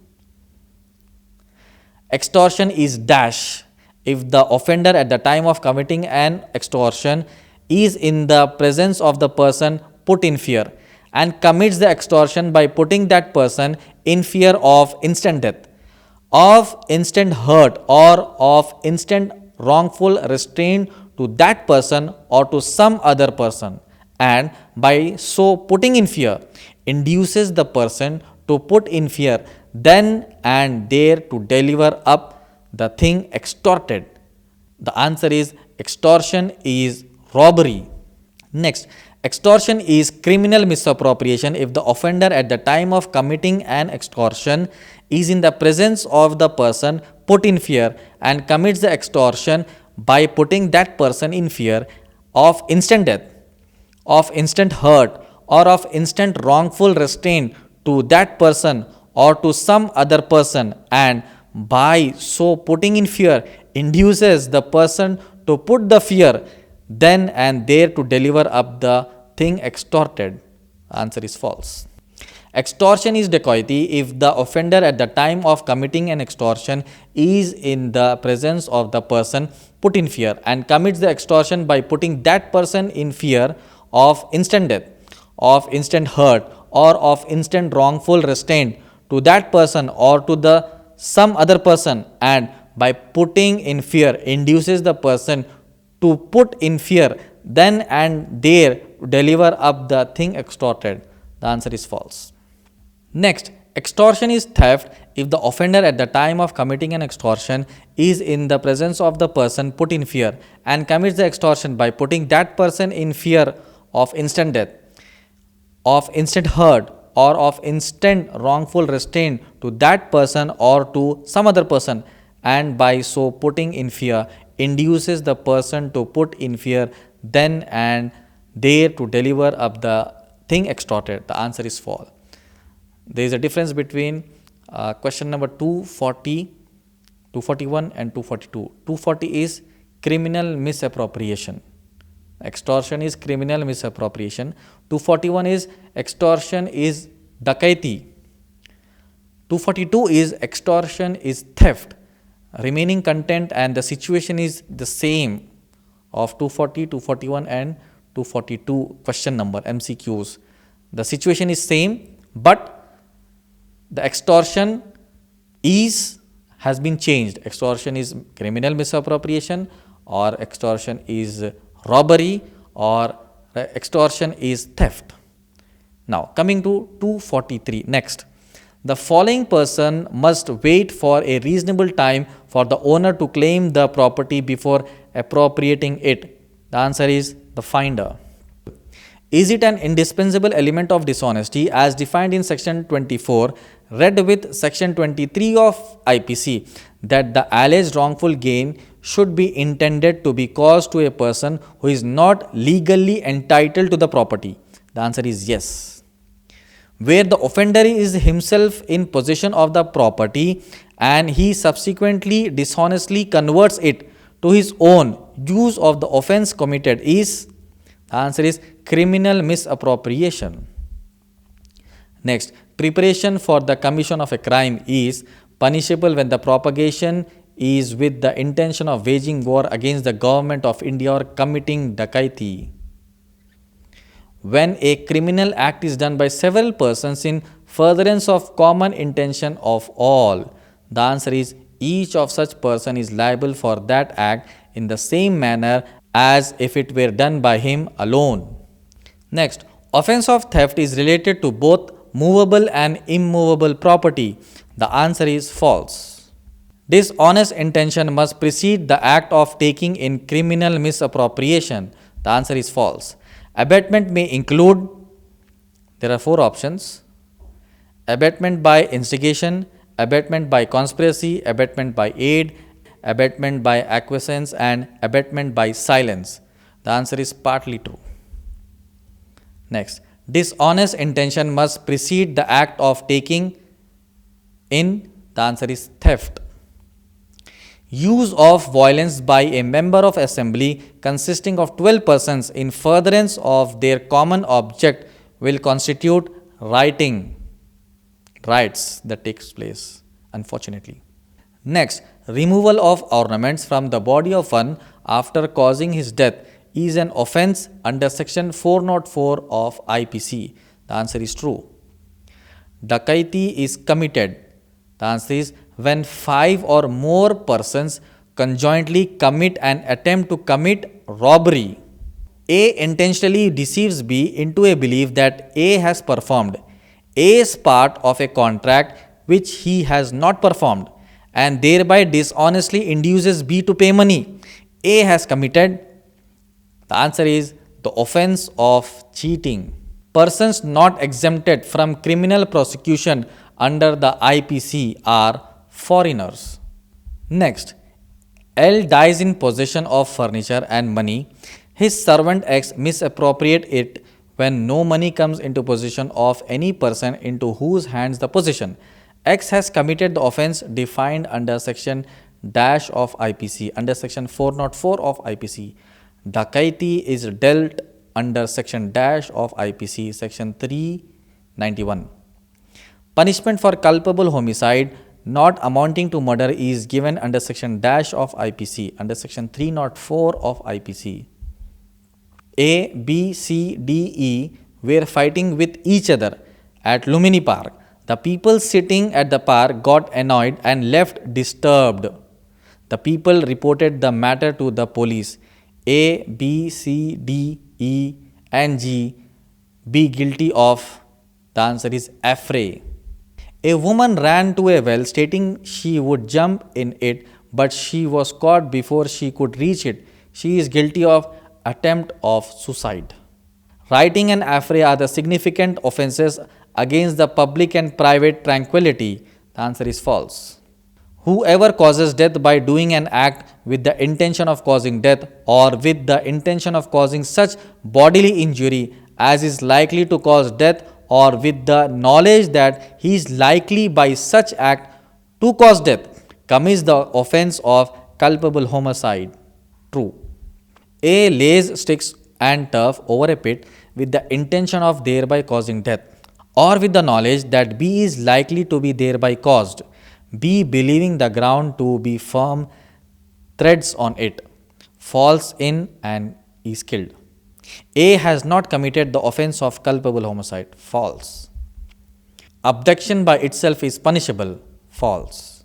Kidnapping from guardianship is committed only in respect of minor or a person of unsound mind. True.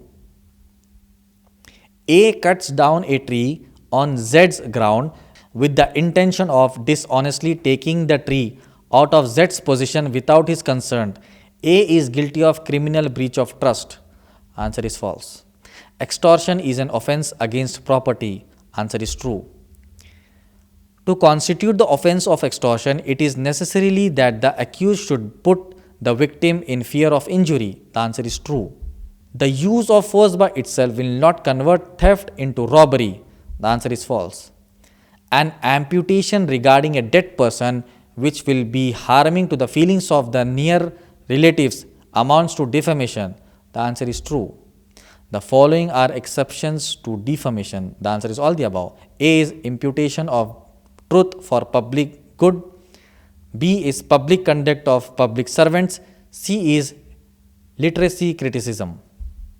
Comment on private life of public men is protected under the exceptions to defamation. The answer is false.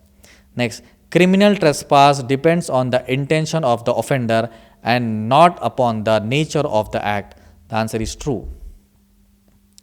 A is a warehouse keeper. Z going on a journey entrusts his furniture to A under a contract that it shall be returned on payment of stipulated sum for warehouse room.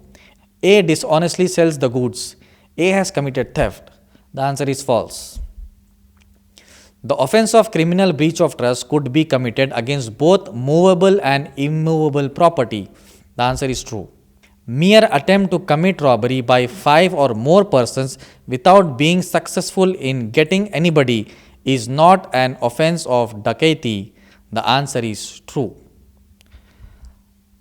So by this, we end this video with almost more than 1037 MCQs for the preparation of Telangana Police Additional Public Prosecutor.